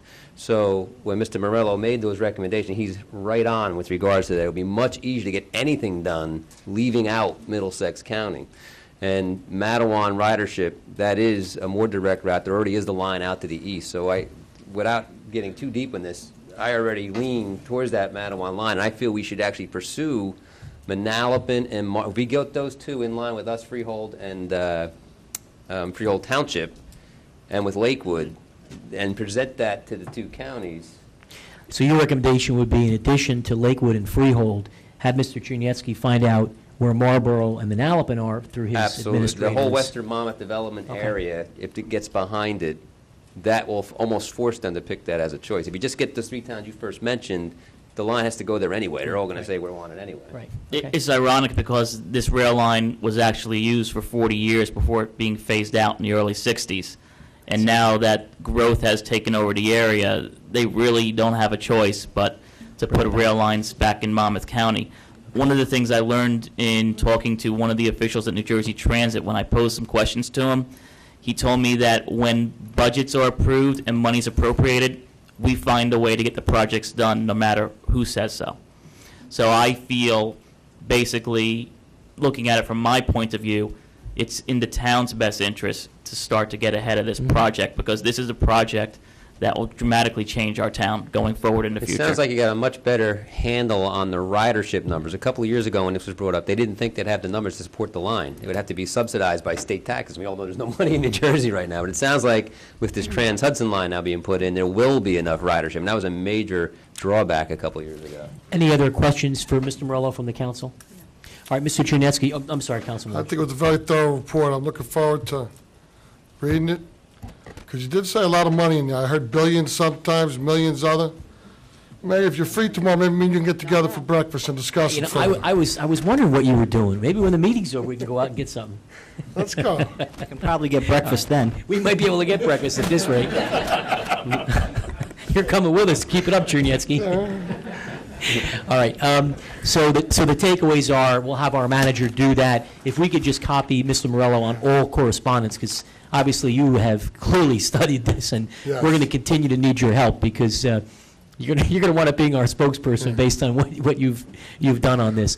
Mrs. Dixell, come on up. You have a question specific to Mr. I Morello? want to respond to this. No. Well, I'm going to recognize you. During public session We're- then. we're gonna get- I spent 14 years going to All right, New York okay, and okay. killing myself. I want to respond to this. All right, Mrs. during the Dixell, public we have a, There hold are on. 13 rail crossings Okay. in Howell. Mrs. You will Dixell. destroy people's property Okay, Mrs. and force Dixell. people out of Howell. Okay, Mrs. Dixell, when we have our public portion, you'll be delighted. You'll be the first speaker.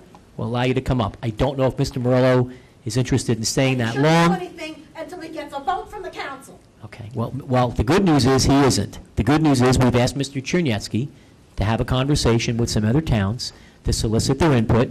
Mr. Morello has done everything we've asked him to do, and we are indebted for your service as a volunteer. Yeah. So we'll read your report. We'll get to Mrs. Dixell later on. Mr. Morello, you're more than welcome to stay. There's much more to talk about. I think I'll stay for a little bit. Thank you. Thank you again for your presentation. It's great work.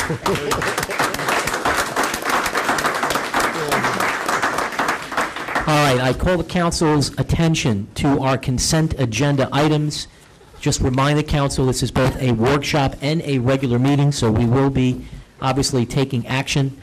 Mayor, you Mr. just Davis, I wanna go- believe we do have some add-on items. Is that right, sir? Yes, we do. Okay.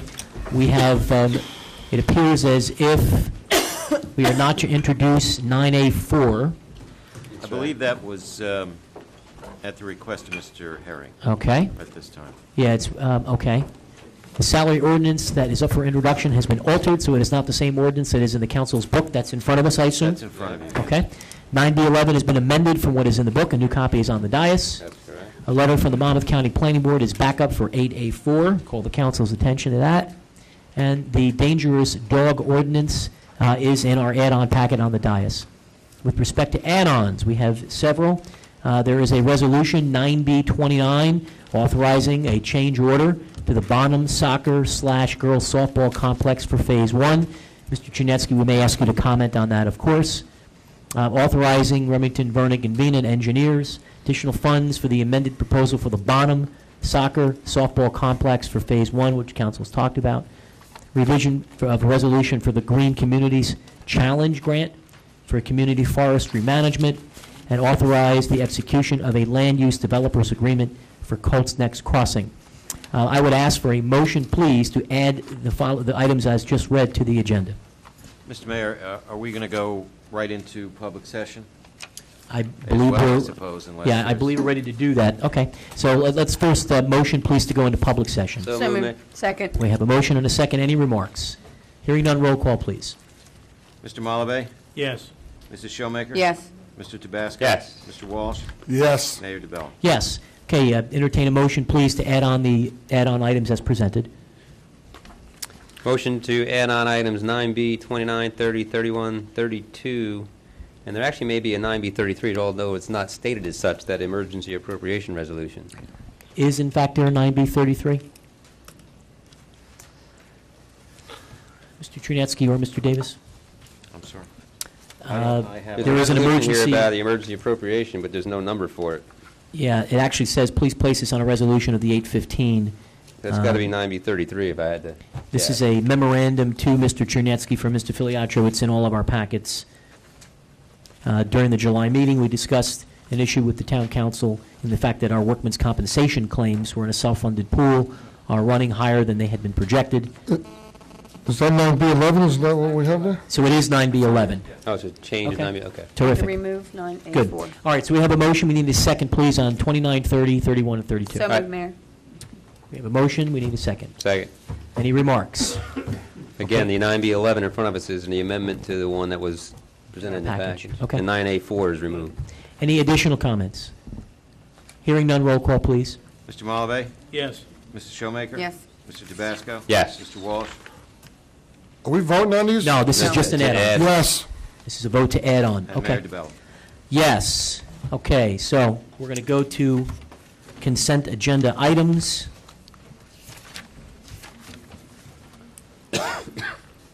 Any questions or comments on any of the consent agenda items? Mayor, if we can move to page 7, Okay? I would like to have more of an explanation on exactly what 9B26. Has this ever been done in any other community? Was this, This is a resolution authorizing an agreement with, I'm sorry, you said 26? 9B26 Okay. for the emergency management remote access Yeah. mechanized? Sure. Actually, in fairness, our emergency management director, Mr. Sanaksak, was here earlier this evening. He had a brief sidebar conversation during our recess and indicated that Mr. Chernyatsky and/or Mr. Davis could comment on that. He was willing to stay, but we weren't certain when we'd get to this. Is there something either one of you gentlemen could add to this? I can say that I could say that I spoke to Mr. Davis, I'm sorry, make sure they can get into the mic. I spoke to our insurance representatives who indicated to me that similar arrangements have been done in other communities, and he felt that the lease agreement mechanism was the best way to effectuate this. Now, this is an opportunity to utilize privately owned equipment in the form of ATVs. For the RAMSAR designation is Remote Access Mechanized Search and Rescue. This is already in operation in the sense that the volunteers, when needed, are utilizing their personal equipment on various searches. They've been called out by the police department a couple of different times. But it was felt that to offer a level of protection to the volunteer, this lease agreement is an appropriate mechanism to do that. It allows us to access assets that we don't have to purchase, and it gives us additional capabilities beyond what we have right now, and it's proved to be very effective thus far. Are they covered by insurance? What, I was not owning them? They would be covered. They would be covered by our insurance. There is no additional fee on our insurance. They are the plan is that if there is damage to the vehicle, it would be covered by our insurance, and if it's over the deductible, the township would pay the deductible. If it's under the deductible, the township would pay the deductible. Because you can't expect a volunteer who's giving his time and service Correct. and his equipment to pay for that. And So if we had equipment today where a member of our OEM staff went out to a site, brought their vehicle, and the vehicle became damaged, Right. we would have a similar liability Same at thing. present. yes, that is correct. So from a property and casualty perspective, have we gotten clearance from the fund administrator that we're not going to get hit with an additional levy with respect to our current Yeah, fees, anticipated cost? I had discussions with Mr. Dermody. Who's that? I'm sorry. He works with BGIA. Okay. And we've had several discussions on this. As a matter of fact, he gave me the brief framework for the language that I referred to the attorney, and we've been working on Okay. it together. Mr. Truniatsky, you have anything else to add on this? Councilwoman Showmaker's question was if other communities do this. And from I don't have any recollection from my other towns of this existing. But it's, we have a fairly extensive emergency operations system here to cover a fairly vast area. So those ATVs are, I found, through the exercises that they've been reporting back to me, very critical and have actually been deployed in a number of circumstances. Mr. Gannon, do you have any comments, concerns? No? Okay. Does that answer your questions, Councilwoman Showmaker? Yeah. Okay. Any other comments on any of the consent agenda items? Yeah, I wanted to ask a question about, I noticed we're sending a resolution to put the light up at Newton's Corner in Lakewood, Allenwood, Ms. Nunziata? Yeah. I saw something about that. Yes. Are we putting it back out, or is Mr. Malave finally getting his wishes and it's not going up at all? No, I think I don't want to answer for Bill, but I think what happened was it took so long to get this thing going that the proposal that we received is outdated. So we have to Rebid again. go out to. You got to go out to bid, right? Everything goes out to bid here. Yeah. Yes, it was bid. That needs to be rebid, correct. So it's got to go out to bid because it expired and it's a formality. Okay. I have some questions, Mr. Chernietsky, if I may. 9B 29 and 9B 30. Could you just give a little bit of background here with respect to, this is the Bonham project, the new soccer complex, the new softball complex for the girls softball groups. Could you give us an update on what's behind these change orders, please? Sure. Just background in terms of the change orders. When we went out and developed the specifications, there was one of the elements of the first phase was to bring water to the site through a well. And so what they discovered while they were out there trying to dig that well is that the water wasn't where they thought it was.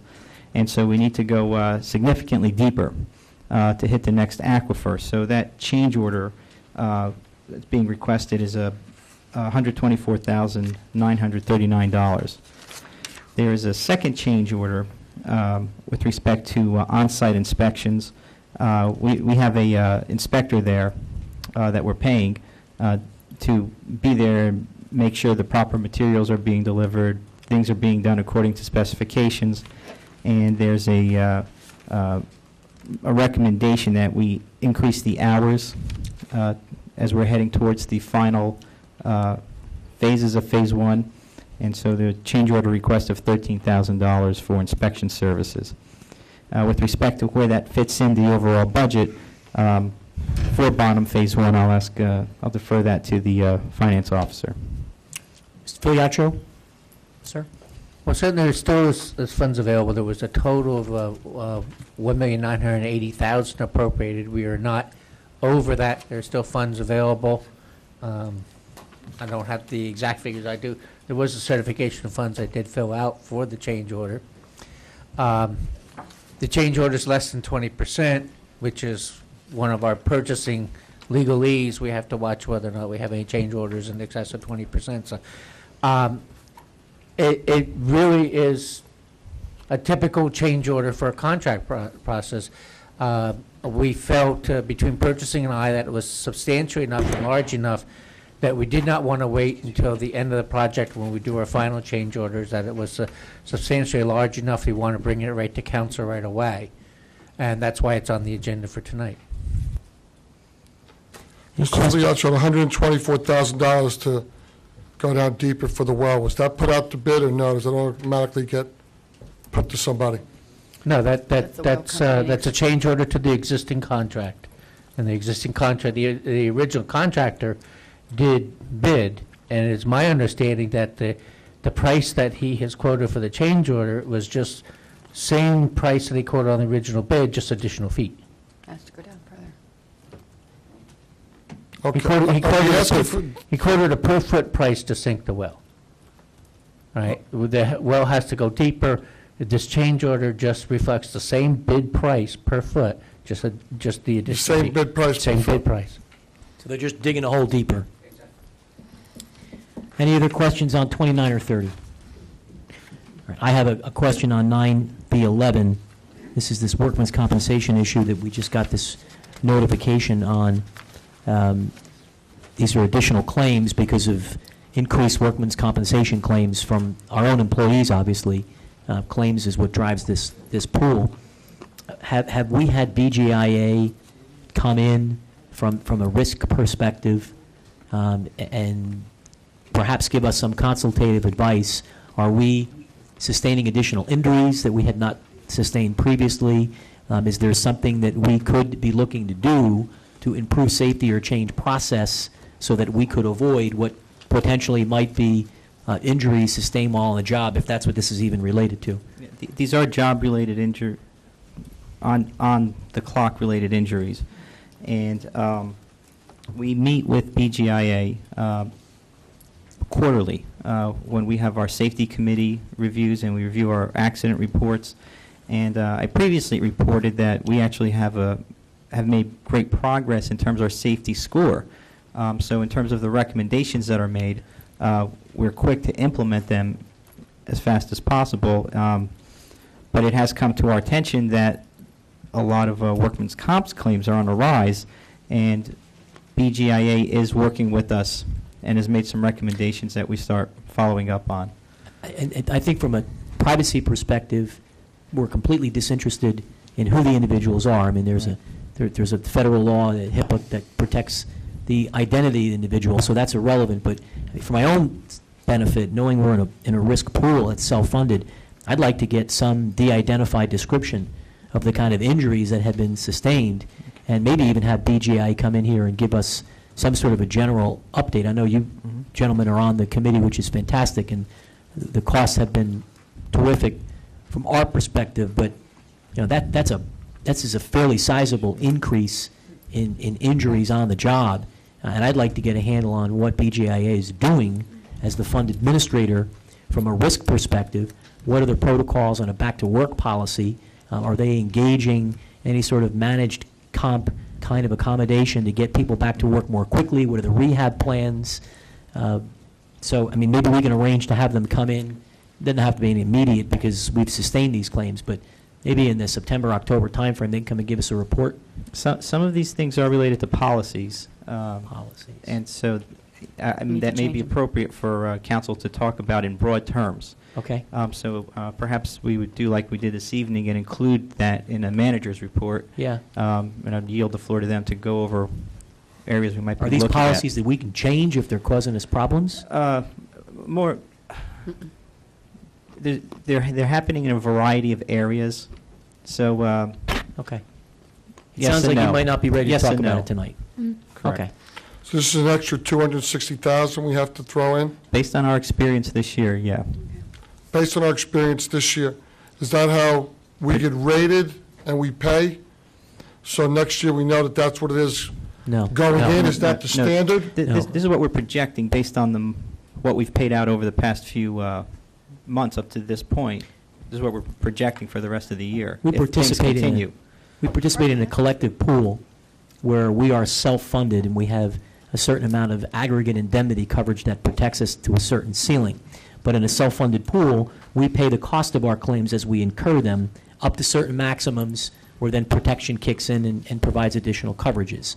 But as a part of the pool, we get charged back our own claim expenses on a self-funded basis. So these are actual incurred losses based on what appears to be job-related workers' comp injuries. And so to the extent that there's a rise in injuries, there is a rise in our claims exposure, which could impact a forecast of what our claims expenses may be next year in the event that their risk people predict that these are going to be ongoing recurring expenses that will repeat themselves.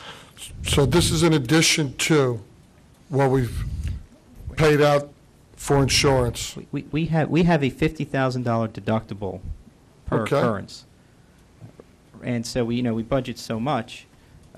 but we anticipate that we'll expend what was in the budget. Right.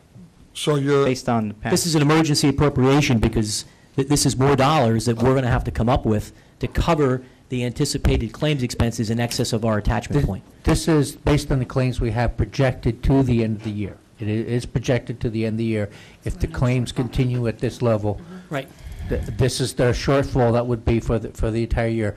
We have no other avenue this time of year to provide for that other than through the emergency appropriation. I cannot transfer it till November. Not until November, right? Yeah.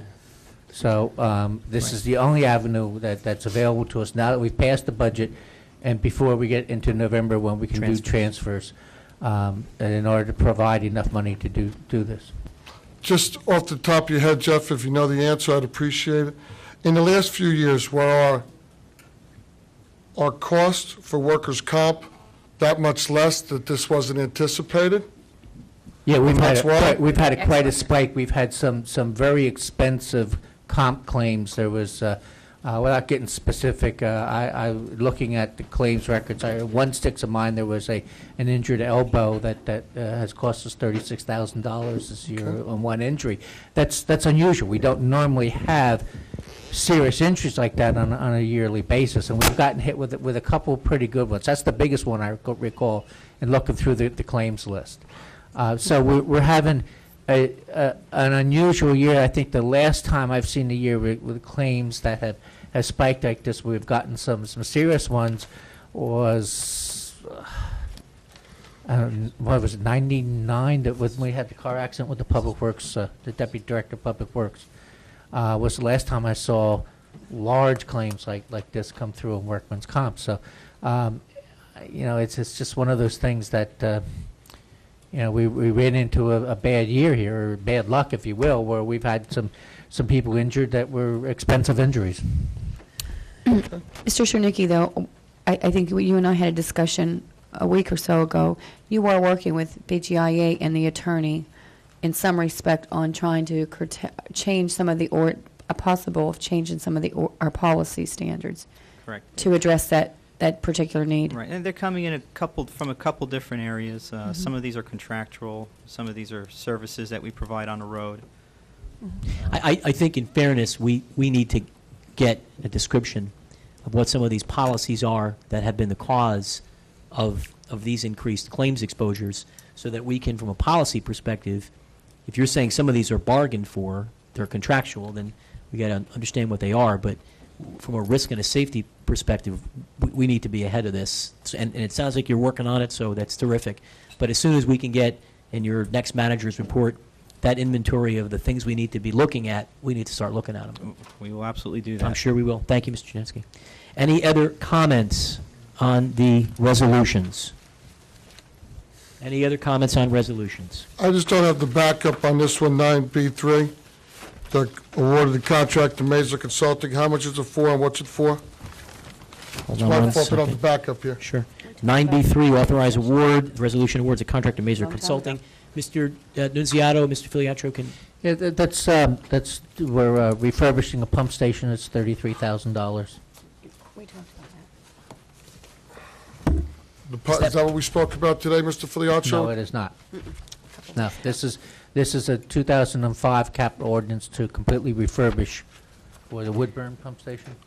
if I'm correct, we've got a memo here from our purchasing officer, Gita Bushkin. Yeah, I didn't have it.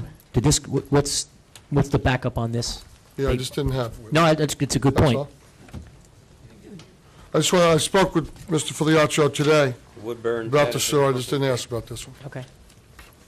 Is it Ms. Bushkin's recommendation that they be awarded this? This is our consulting engineer for the sewer authority, Okay. and this is a refurbishing of our oldest pumping station. It's relining the dry well, new pumps, new controls. This is the third pump station that we have been doing this for throughout the years. It's part of our, And it's part of our maintenance program, yes. Okay. To make How sure much is it that, for, Mr. Filiaccio? I think it's 33,100. Yeah. 33,050. Can I assume it went out to bid? Goes to our sewer utility. Went out to no, bid was when we that- did that's a- bids on the, yeah, it did, as a matter of fact. At the beginning of the year, we went out to bid for a utility engineer for certain hourly rates, and we awarded a contract to certain vendors based on contractual Well- conditions. And I do not know, because it's done through purchasing, I don't know if a separate RFP was done or whether this is a continuation of the annual contract. I certainly can find that out from purchasing. Thank you, Mr. Filiaccia. Any other questions on, I'm sorry? Any other questions on resolutions?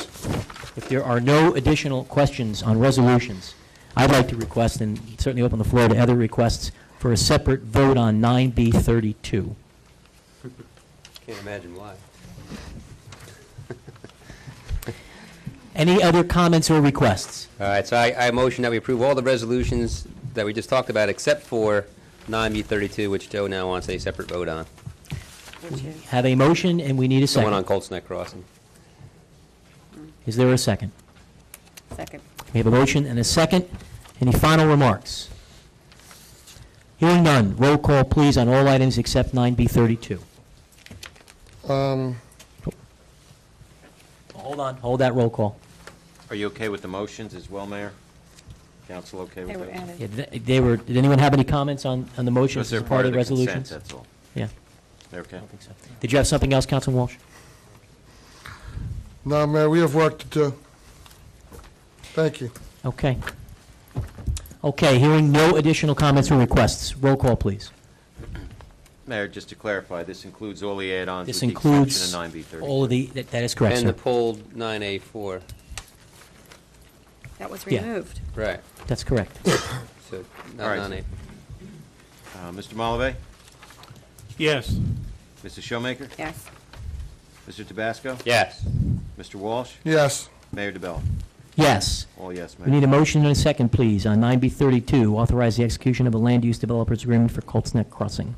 Motion to approve that resolution, 9B32. We have a motion, we need a second.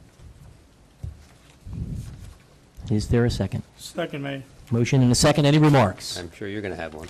You know, there's nothing else I could possibly say about Colts Neck Crossing. Are there any additional remarks on this particular matter?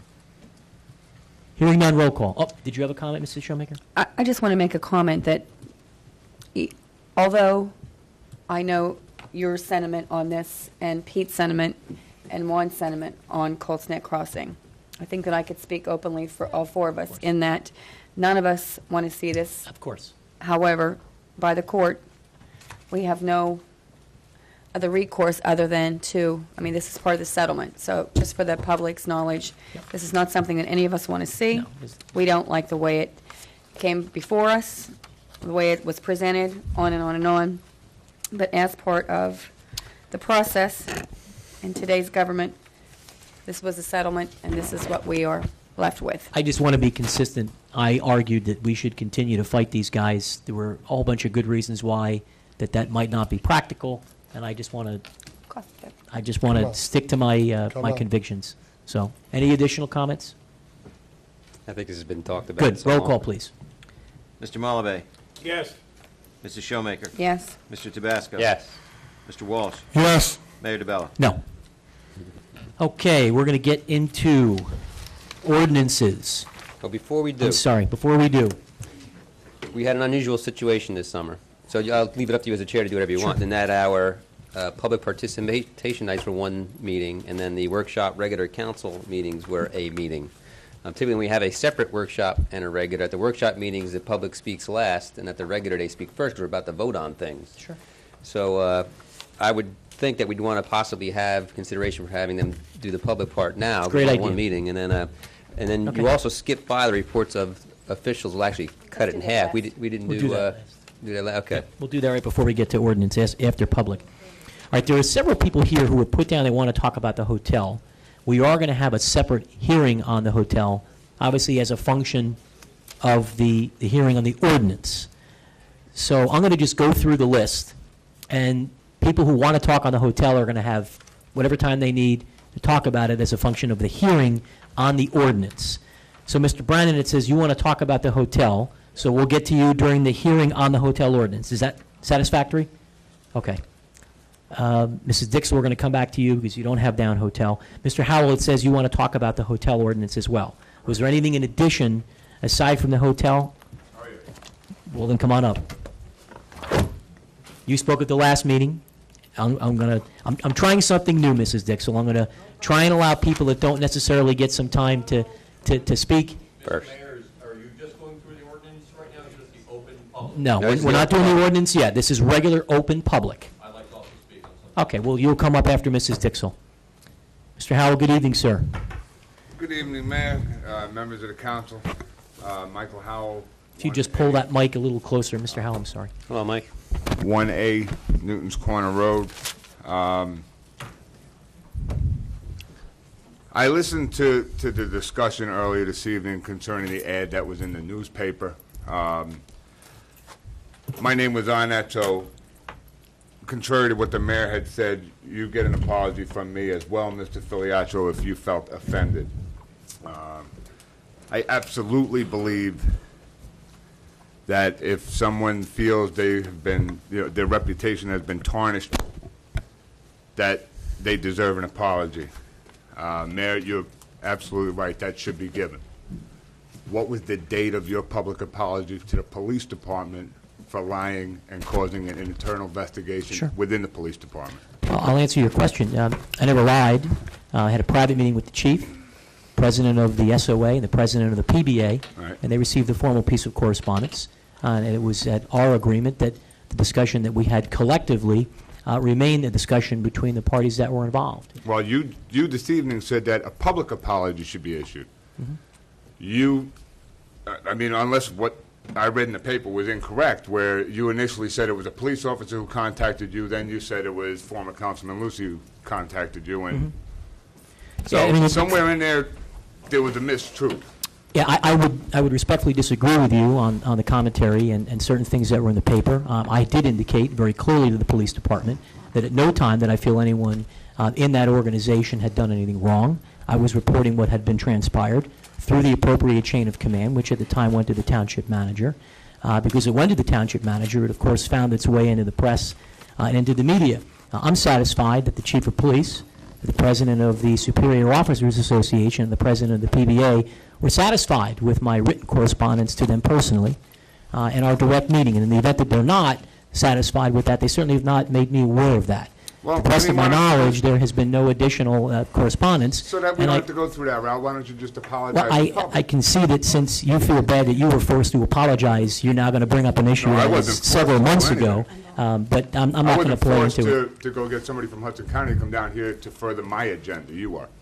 To get someone to come here from Hudson County, I That don't would be the understand fellow that. that was sitting in this chair about 3 hours ago. Oh, you think we brought him here from Hudson County for political purposes? Well, I would imagine because the residents of this township for a year have been asking you to get us updates on this reevaluation, and you couldn't find the time to get the gentleman Yeah, down. I would until respectfully today. disagree. How many meetings did we have, Mr. Filiatro, with members of the community, with representatives from the firm? Oh, six. No, here, Six. in this forum. Yeah, what we elected to do, Mr. Howell, and I'm sorry if you Was, disagree. I remember the town meetings that we couldn't get done in the beginning, that we had to stop the process to get the company to come down and hold these meetings. I think that's not really an accurate representation.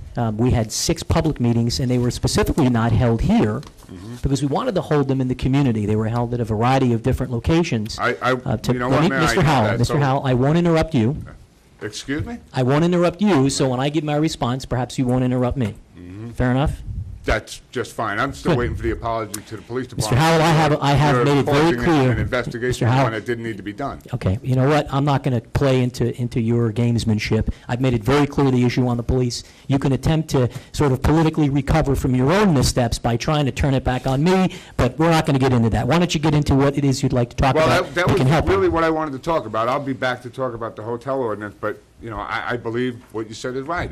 If we embarrass somebody, or the perception is that we tried to embarrass somebody, that we should have, you know, be big boys and stand up in public and I apologize. think the record was clear that I had done that. They have written correspondence. There were private discussions. If it doesn't meet your satisfaction, then I'm terribly sorry.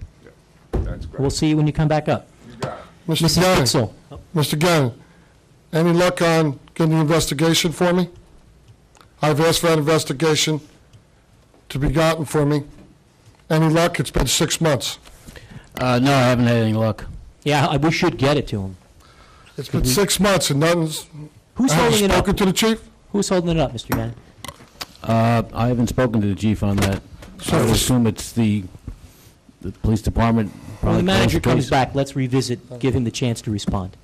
For the record, I'll just hire my own attorney tomorrow and take care of it that way. That's terrific. Because I believe my reputation was tarnished, and I don't believe you told the truth, Mayor. And I believe I have a right to the investigation. Nothing's been done for 6 months, and I've asked for it politely. And I think for political purposes, nothing's been done. Well, at least we know for political purposes that everything that you've recently perpetuated obviously was not true, so at least we've gotten something done tonight. Maybe we can get that report and finish that out, too. Mrs. Dixell, the floor is yours. Welcome. Hi, Barbara Dixell of Villages. I want to talk about ADA. Has nothing, I think we need to discuss this. Does Howell Township have an American with Disabilities Act ordinance in this town?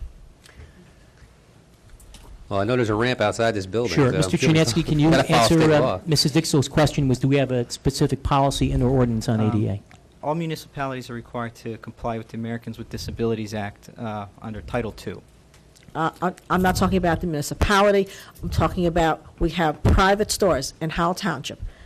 We have, I am severely handicapped. I do have a handicap tag. I do have a handicap license.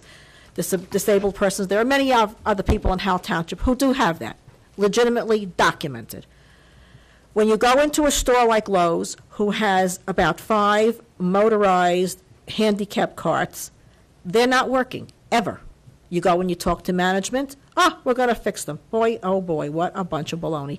Every single time you go in there, it's the same thing. Do you know what? It's not fair. If you have to walk with a cane or you have to hold on to a shopping cart, you know something? You're inflicting pain on somebody who is handicapped. Kohl's has nothing. They have no handicap facilities whatsoever in the store. Mr. Chernetsky, what's the process to file a complaint against a private entity that is not, because they're subject to comply with ADA like everyone else is. So what's the process? This is part of it. Okay. Just But a if we- complaint, and we follow up. Okay, but if we don't have a specific ordinance dealing with the retail stores in the We don't need one. They're subject Okay, to because comply with the federal I ADA. would say we need to Barrier-free fast track design. one. Okay. Well, but it sounds like we already have the enforcement to follow up on it. Right, and we can't supersede these standards either. But just to talk about this for 10 seconds, these are all new stores she's mentioning, so I'm sure they have, by structure, ADA compliance. But what she's getting at is, do they have to go a step beyond, which is provide amenities to people that are somewhat challenged within their store, not necessarily by structure, but extra... Well, when you go in Sam's, for instance, Is okay. that something that's part of the law? I wouldn't know if that's part of the law or not. ShopRite has a handicap. Wait, let him answer. Well, my area is Title II, which is, our programs and facilities, so I always, we kind of focus, particularly my background is focusing on what municipalities are required to provide. Title III applies to private industries. I believe there are many standards that they need to comply with and make reasonable accommodations within their stores.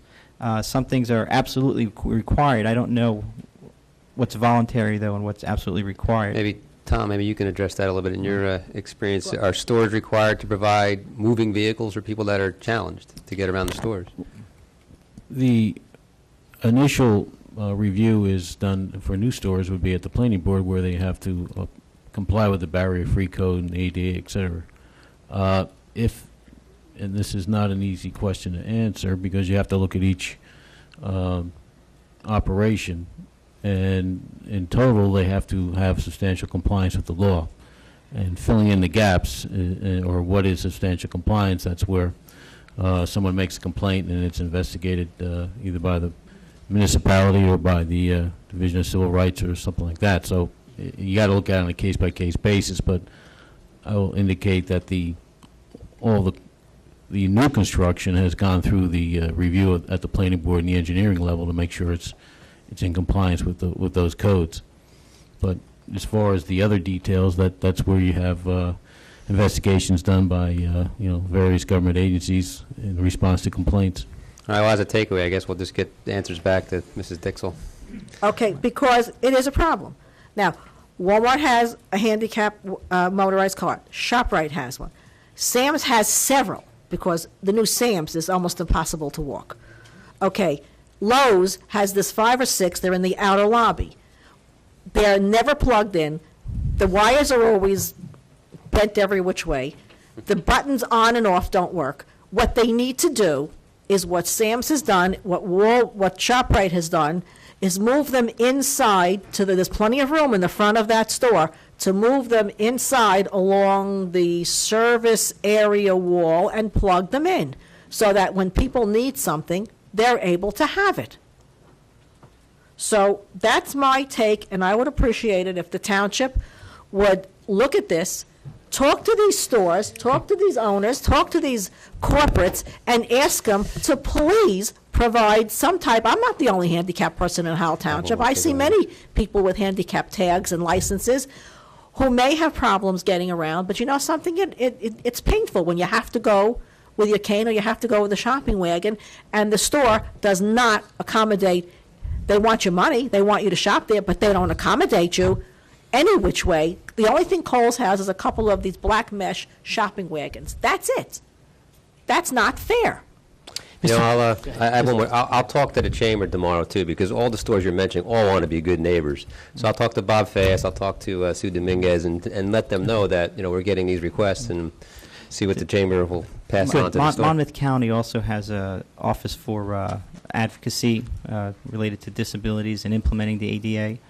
So I will reach out to them as well. Okay. What else, Mrs. Dixon? Every store really should have something. Okay. Because there are many people that may be more handicapped than me. Okay. The mom rail. Before you let this guy talk for Howell Township, he needs to cease and desist, because there are 13 crossings that are going to cross Howell Township and people's private property. And whether he knows it or not, there's going to be a lot of damage to people's private property. The last thing you want to do with our township having the wonderful reputation that we have, the best place to live, the best place to raise kids, is having these railways and these railroad cars crossing 13 spots in Howell Township that can cause injury to people, okay? Let alone destroy property. Okay, now, with that said, I 14 years, you know, I've 14 years I commuted to New York, ended last November. 14 years I went on the bus up and down Route 9. The couple of times that we did go through Newark to go to the path, there is no way, there's no easy way, there's no way for our people to even have to go switch, either pay more fare, add more time onto the compute. It doesn't pay. It pays to go straight down Route 9, however painful it is. It just makes no sense to go anything else. If we have to go to Mattawan, you still have to switch, and you have to pay more fare. And you still have to go to New York to a railroad station and get on a subway or get on a bus. Why do we want to do this? This way we get into the Port Authority, and we're there. It's one stop. Okay. Well, Mrs. Dixell, no action's been taken. We've asked Mr. Cherniewski to find out what neighboring towns are considering doing. We all want to read Mr. Morello's report, and no official action has been taken other than trying to find out where other towns are. We heard Mr. Morello's commentary, and all the things you talk about are going to be taken into consideration. And this rail line will basically help the shore. It isn't going to help. It isn't going to help middle New Jersey with no other access. It's not going to help us. Well, your point is well taken. One of the big concerns a couple of years ago was that the ridership numbers would not be what they were projecting to be for the reasons you just mentioned. But with this Trans-Hudson opening coming, I can imagine a lot of people having the one seat all the way into New York would take advantage of that. Maybe you wouldn't, but there are people that would. But you're going to wait 10 years for this, maybe. Oh, it's going to be longer than that.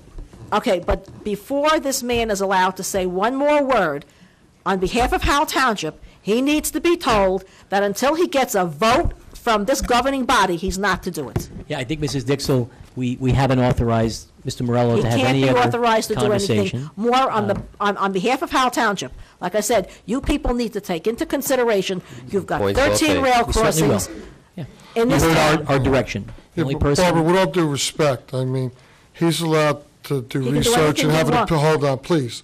He's allowed to do research gather information, and have an opinion the same as you're allowed to do research, gather information, have an opinion. But he shouldn't talk But on we behalf of haven't Howell taken any Township until he direction gets a from him. vote.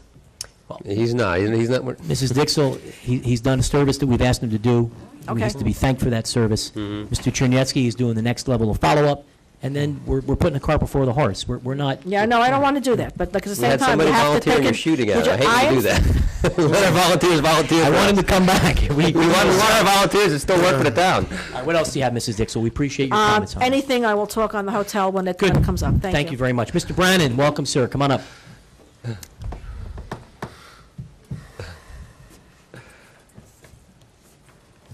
Hello, Jack. Good evening. Hello, Mr. Brannan. Jack Brennan, 16 Woodland Drive. I'm going to talk about some issues with the hotel, not the ordinance, though. But I'm going to ask the entire governing body to keep the political wrangling to a minimal. It's starting to absolutely distract from the business of people coming here to the meetings. This is not directed at any one person up there. As a collective body, if you have political differences, settle it outside of these chambers. Point well taken. Okay? I pray about them, Mr. Brannan, all the time. Okay. One of the things I wanted to mention. I'm going to get on my knees and start praying right now. One of the things I mentioned a few meetings ago was our neighborhood actually received certified letters to people within 200 feet of where the proposed hotel would like to be built. There was a letter within here stating there was a 30-day window, once it was posted on the DEP site, to write your concerns into the DEP.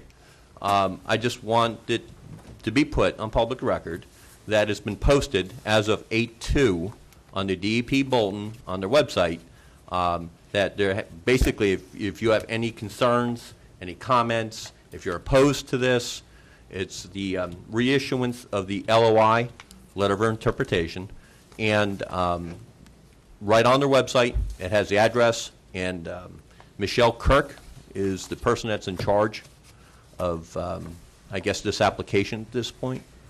And I'm just bringing it to everybody's attention. All right, there's people I know out there would like to write about this or write to her about concerns about this. And in the interim, all the paperwork was sent to Mr. Davis's office, and the Environmental Commission reviewed it. Now, the Environmental Commission had a specific time frame to write back their concerns to the state. And I wanted it put on public record that the concerns, they listed 7 concerns back to the environmental DEP, I should say, from environmental to DEP. It says the LOI does not recognize that a C1 stream is on site and needs appropriate 300-foot buffers. That's the number one concern. The environmental impact statement is not acceptable. Not done by a qualified environmentalist. No site visits documented. Heritage database needs to be checked. Disturbance area exceeds very minor disturbance, GP10A limitation, and requires minor disturbance permit, GPA 10B, with appropriate restrictions. Disturbance within the proximity to the community drainage well, New Jersey American Water, near Route 9, has to be taken into consideration. Compensation acreage is short of the disturbance acreage. Compensation includes non-disturbable isolated uplands. And farming buffers are not recognized on maps supplied. This is on file in the clerk's office here. Okay. Okay. So these are some of the concerns. And the reason I bring this up, and not during the hotel ordinance, because this doesn't pertain to the ordinance. Sure, no, but it does it's valid. pertain It's very valid. to the proposed area they want to build in. And these are all environmental issues that have to be addressed. There's no question. That's all I have to say. Thank you, Mr. Brannan. We appreciate it. Barbara, Mrs. Brannan, when we get to the hotel ordinance, or did you have something in addition to that you'd like to talk about now? I'm sorry, Ms. Barbado. looking You at married Brandon. them. Look at that. I think he may already be married. It does say you want to talk about the hotel ordinance. Something outside of the ordinance? Okay, go right ahead, ma'am. Welcome. If you just please give us your name and address for the My record. name's Barbara Barbado, 21 Woodland Hi, Ms. Drive. Barbado. The gentleman came up here and talked about zoning changes. Which gentleman? I'm sorry, I don't know. Oh, I'm sorry, Mr. Newcomb. He's the How township's do planner. you have something considered for zoning change? The answer to your question is the township's planning board went through the master plan process and held a series of hearings and a review for what was probably the better part of 10 months, Mr. Newcomb? Actually, about 12 years.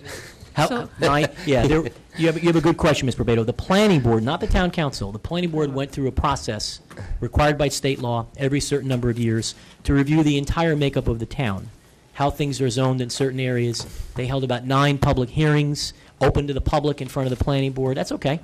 And a series of recommendations came from the planning board, and we are now acting on those recommendations. So we're going to have hearings on all of the things that the planning board provided by way of recommendation. There'll be public hearings on any of those changes in addition to the hearings we already had. So if anything else had to be changed, I had to wait. Well, we have to wait till the next time the master plan is considered. Well, not really, because when we have the hearing, all the master plan does is it gives a series of recommendations.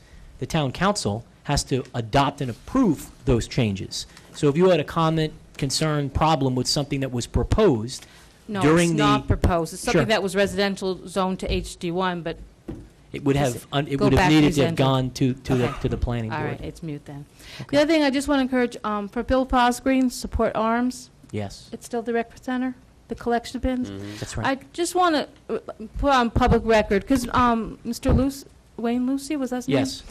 I mean, there was a big promotion back like a year and a half ago about supporting Bill Posgreen and the Support Arms, and I don't think we really picked up on it so much as a town, except for Aline and I think one of the Jewish centers, one of the churches, and the senior center. So I just want to put a word out there. Girl Scouts have done it. We're going to do our 3rd drive come September. We'll do a little more publicity at this time, but I don't want our troops to be forgotten. We do have a program here in Howell that really, until our men and women come back, we really should just keep them in mind. I know there's so many needs out there, including our own, Well said. residents in Howell, Yes. but let's not forget the troops. It's a great God point. bless you. Thank you, Ms. Barbato. Ms. Dalton, it says the hotel Hotel. ordinance and revow. You'll hold on the hotel ordinance to that piece? Okay. Welcome. Come on up. Good evening. Angela W. Dalton, 13 Madeline Court. I am the 3rd person responsible for the ad that has gotten so much attention tonight, and I did not wish to offend anyone personally. I don't think personal feelings or pride should have anything to do with the issues that were raised in the questions that I asked at the meeting and the questions that were asked in that ad. With regard to the revaluation and the information that was received, and our town manager did call me after I asked those questions and responded promptly. And for that, I thank him. $350,000 appropriation for professional services is not something that should be buried in an ordinance without specific explanation, in my opinion. Other municipalities use ordinances to make developers pay for the amendments to tax maps. Let's face it, it's the developers who do the subdivisions, who are profiting from those subdivisions, who are responsible for the bulk of the tax map modifications. If the tax map was regularly updated, and if the developers paid for those updates, we wouldn't have to pay Remington $350,000. I'm glad we got an explanation. Yeah, I don't that's think true, anyone actually. accused anybody of stealing any money. Mr. Filaccio, didn't a portion of this get paid, in fact, by developers? By the escrow. Yes, By the yes, escrow? there was money paid by developers. Yeah. There was We're not gonna use there's their a two-tier engineers. thing. Number one, Go ahead. part of the reval process requires us to update the tax map. Right, the cost and the amount of that really depends on, just how well a tax map has been done. But the state has also wrought us and all the other towns that are doing revals a disfavor recently, in that they changed the format of the tax maps. and forced it upon us that everybody has to redo them in their new format. So there was not another way the developers could have paid any more than they did in this application? No, this really, Because the really state changed the rules on us. You know, 10 years or 13 years ago when we did the last reval, they said the tax map put it out in the grid system, this is fine. They came out with proposals or standards a few years ago that says, no, this process or type of tax map is no longer acceptable. You now have to do it in this way. So everybody that does a reval, all 566 municipalities, as revals catch up, will have to do a complete redo of their tax maps. Are there other towns that have ordinances in place that help to get some of that money from builders?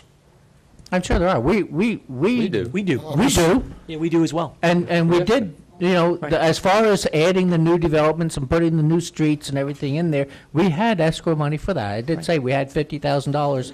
That's right. To do that. And you're suggesting that that was a reasonable portion based on the change in the law that required us to redo the whole darn thing? Yes, Okay. yes. We did phase that. We did do that in separate projects so that we could trace those costs That's individually. good. So we did, good job. That's great. Okay. Anything else, Ms. Dalton? Yes, next, with regard to, there was a comment made when the tax assessor and Mr. Rubenstein Yes. was up here from Realty Appraisal regarding the hourly fees that Realty Appraisal Company will receive for tax appeals that are taken to the state tax court. And it's my understanding, and perhaps someone on my right can clarify this for me. Isn't it true that any appraisal of a value over $750,000, a property owner who wants to appeal the assessment has the right to skip the county tax board and go right to the tax court? Is that correct? I'm not sure if that's the number. There is what's called a direct appeal to the tax court. I'm not sure if it's 750 or they upped it. Can you check that out and A get? few years ago, I recall it being $750. I don't know if it's been adjusted. So when we talk about the direct appeal to the state, to the tax court,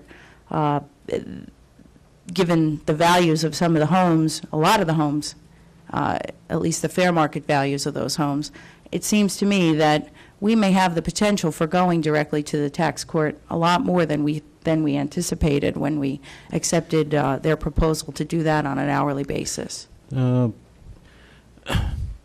theory, that could be correct, but generally speaking, residents, they like to just go to the Monmouth County Tax Board, because if you go to tax court, you have to incur additional expense for the most part with an appraisal by a certified appraiser or an MAI, and that could cost you a couple thousand. So in theory, you're right, but most of the time, the residential appeals go right to the Monmouth County Tax Board, where they can just put in sales. They don't need a formal appraisal. Two other things. Sure. With regard to items on the consent agenda, and first, just a comment. I realize that the council is not required to open up public comment before it votes on items on the consent agenda, but it seems that a number of comments that I have or that the public may have regarding those items are moot at this point because you've already voted on them. This is just an exception in the months of July and August at the council's request to do the workshop and the regular meeting together. Under normal conditions, we have a workshop meeting the first Tuesday where everything is open to the public for comment, input, before we do any voting. And then similarly, when we get to the workshop, the regular meeting. So this is the summer format that the council unanimously agreed to proceed. Your points are well taken. That's why the In deputy fact, mayor it is a said to point this. well taken. That's why I suggested to Jody to have the public comment, and we probably should have adjusted this agenda for these summer months where we had the hearing of citizens first before the consent agenda item. So What were your questions, Ms. Dalton? Well, on 9B11, which is the resolution regarding the $260,000 for workers' compensation, that resolution also includes authorization for $7,117 in municipal debt service, MCIA lease bond payments. It's not a big number, but this resolution is not accurately reflected in the consent agenda, which doesn't talk about that MCIA lease payment. Except that I think all of the backup incorporates that. Mr. Filiatcher, do you want to comment on the provisions of why that was included in there? I mean, we saw it in all the publicly available backup materials. I can't adjust, I don't do the agenda, so I can't adjust why, the agenda didn't. Okay. Mr. They're Davis, can you doing short comment on that, Mr. explanations. Davis? Are we talking It's about a 9B11? fair observation. We're talking about 9B11. I mean, the clerical staff in the clerk's office to help Mr. Davis are trying to do short and informative explanations. Right. And so, it's a small item, but, yeah, it probably should have been on there. The one last item, Certainly. which... Go ahead, Mr. along- Davis. It certainly was not left off intentionally. It seemed to me the main thrust of this resolution was the $260,000. I suppose we could have listed the $7,000 for the MCIA. Okay. What And else, then Mr. finally, my question on 9B21, the resolution that I picked up a copy of, and perhaps but I don't think I didn't pick up the entire thing. Can someone tell me, it just says the resolution amends the 2006 capital budget. Sure. Mr. Filiaccio, would you please comment from your phone? There is a capital budget in the official budget document that we adopted in the end of June. And what this resolution does really just reflects what actually is occurring with the three ordinances that are being introduced tonight. There were slight changes. I actually had $30,000 too much in the budget. I picked one item up twice in the budget that we passed in June, so I'm correcting that. We had eliminated the original estimate on the North Howell Little League from the original budget. So there's an ordinance on tonight for the amount of money that we anticipate will be needed to finish that clubhouse, and so that has to be added on. So it's just a matter of taking the spending plan that was published within the township budget and bringing into agreement with the ordinances and what we're actually doing. Just said there was nothing attached to the... There was no data attached to what the public has? I mean, we all have it. It's on our backup material. It's on the website. Okay. Because it just says attached amendment to the adopted capital budget be made, but there's no attachment. Mr. Davis, do you know why that's the case? It sounds like it's a clerical issue. It appears to me that all the backup is posted online. Okay. All the backup is available in the clerk's office. Okay. What's posted on the board is the legislation. We don't post the backup on the bulletin board. Have we ever done that? No. How many years have you been the clerk? 27. Have you ever done that in 27 years? No, the board will fall off the wall. Look at the size of the book you're dealing with. That would have to be on the bulletin board. And forgive me, it's just that when you come in and you take a look at things, Sure. hard Fair question. to know. I will save my comments on the language of the ordinance on the hotel for now. Thanks, Ms. Dalton. Mr. Librio, is he still here? He left. He had an emergency. Okay. Mr. Tintillo. Mr. Curry's before me. Actually, you're up next. Not according to the list. Well, I got the list, and I'm the chair of the meeting, and you're up next. Guarantee you my name's after his. You know what? As a matter of fact, it is. Mr. Curry hasn't spoken in a while. I'm giving you a first. chance to talk. Let him speak. No, we're going to let you speak first, Mr. Tintillo. Well, then you've just ceded your time for public portion. This is your last chance to talk. That's fine. Mr. Tintillo, we're inviting you up to take the floor. Is there a reason why you would like to go last? Is there a reason why you're not calling names in order, Mayor? Yeah, as a matter of fact, there is, because I indicated early on we were going to try and recognize people that don't typically have a chance to speak or often get stuck talking last. You know, Mr. Tintillo, come on up. Do you want to speak or not? Yeah, I'll speak. There you go. And you know what? I will actually give you a chance to talk I thought you wanted to do everything again. the way it's online. We'll- It's we'll- online, he's before me. I was going to let him go first. We'll also let you talk again when Mr. Curry's done, if there's anything you'd like to add. Okay.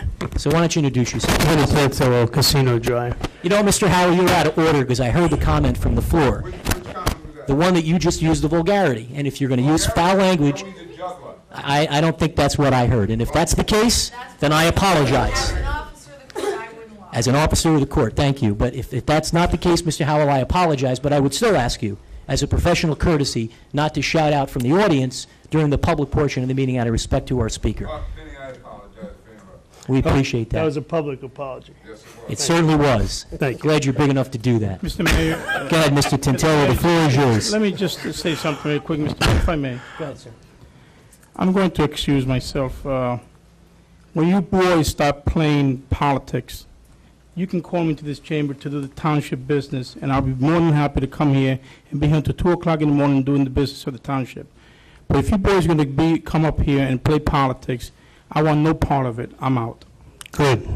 That's Go ahead, good. Mr. I'm glad. Tintillo, the floor is yours. Hi, for the record, this ain't politics. Good. Mr. Newcomb come up, and he was talking about, I didn't hear everything because of either the microphone, he wasn't close enough. He was talking about builders and clusters, but I didn't hear exactly what he said about clusters. Mr. Newcomb, would you come on up and perhaps you could just specify for Mr. Tintillo's benefit the issue on clustering that's being talked about? The planning board, in looking at the ARE zones, all right, has recommended that there be 4 development options. And the 4 development options, 2 of them involve clustering in a way. One is called the open lands management approach. The other is a straight clustering provision.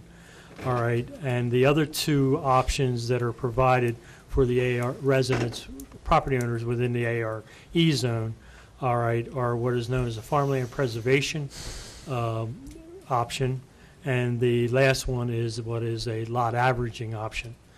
What the planning board is recommending is that major subdivisions in the ARE zone use one of these 4 options versus the straight conventional subdivision. Now, I emphasize this is major subdivisions, not minors. Minors can still come forward in terms of conventional subdivision.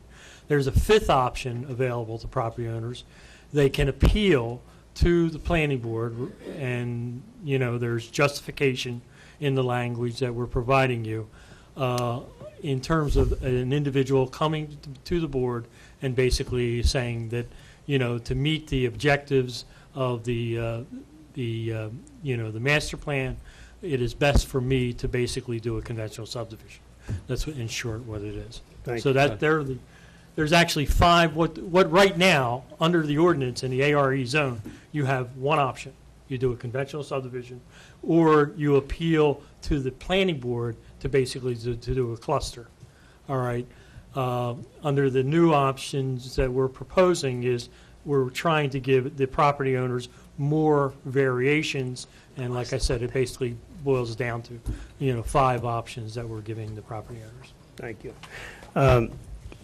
Why I wanted to hear that, because I really didn't hear it before. Sure. And Joe, for years I've been screaming about subdivisions and you absolutely have. You've been and right. clustering, and we're so worried about overdevelopment in this town. The planning board has the right to say no. Why do they keep giving clusters out? I know if you need open space, that's one thing. We don't need open space anymore. If you need ball fields, that's fine, but we don't need ball fields anymore. So why are we still giving clusters to builders? As far as farmland preservation, the people that got their applications approved already, they're out of luck because we're out of money, period. I don't know that that's an... Well, you better find out, because they are out of money, 0. I think that the people we have on the list are the people we can afford, but I don't think they're out of money. We have the list of people The on ones the that have approved been list. paid are done. That's the end of the money. But the cluster is what I'm really getting at. I really get annoyed every time we're trying to keep population down, we're trying to do things, trying to keep the schools down, and yet the builders come in, cluster. Well, Probably something that we really It's just belongs to being talked murder about me. at the planning board level. Right. And your points are all very well taken. There's a lot I mean, of I know discussion we on have the board. right to give a cluster, I'm not saying we Sure. don't. But when you need to, that's fine. What, Pete, I'm sorry. I was going to wait till you. I do have a comment in response to that. And Chuck could probably talk about this a lot better than I can, of course, because he was the state planner. But generally, Smart Growth says if you're going to put 10 homes on 10 acres, right, each an acre in size, that eats up a lot of green. Plus, you have a lot of chemicals feeding the lawns, all that stuff. If you have those same 10 homes in maybe 2 of the 10 acres and have 8 acres left as open space, that's actually smarter, leaving areas green.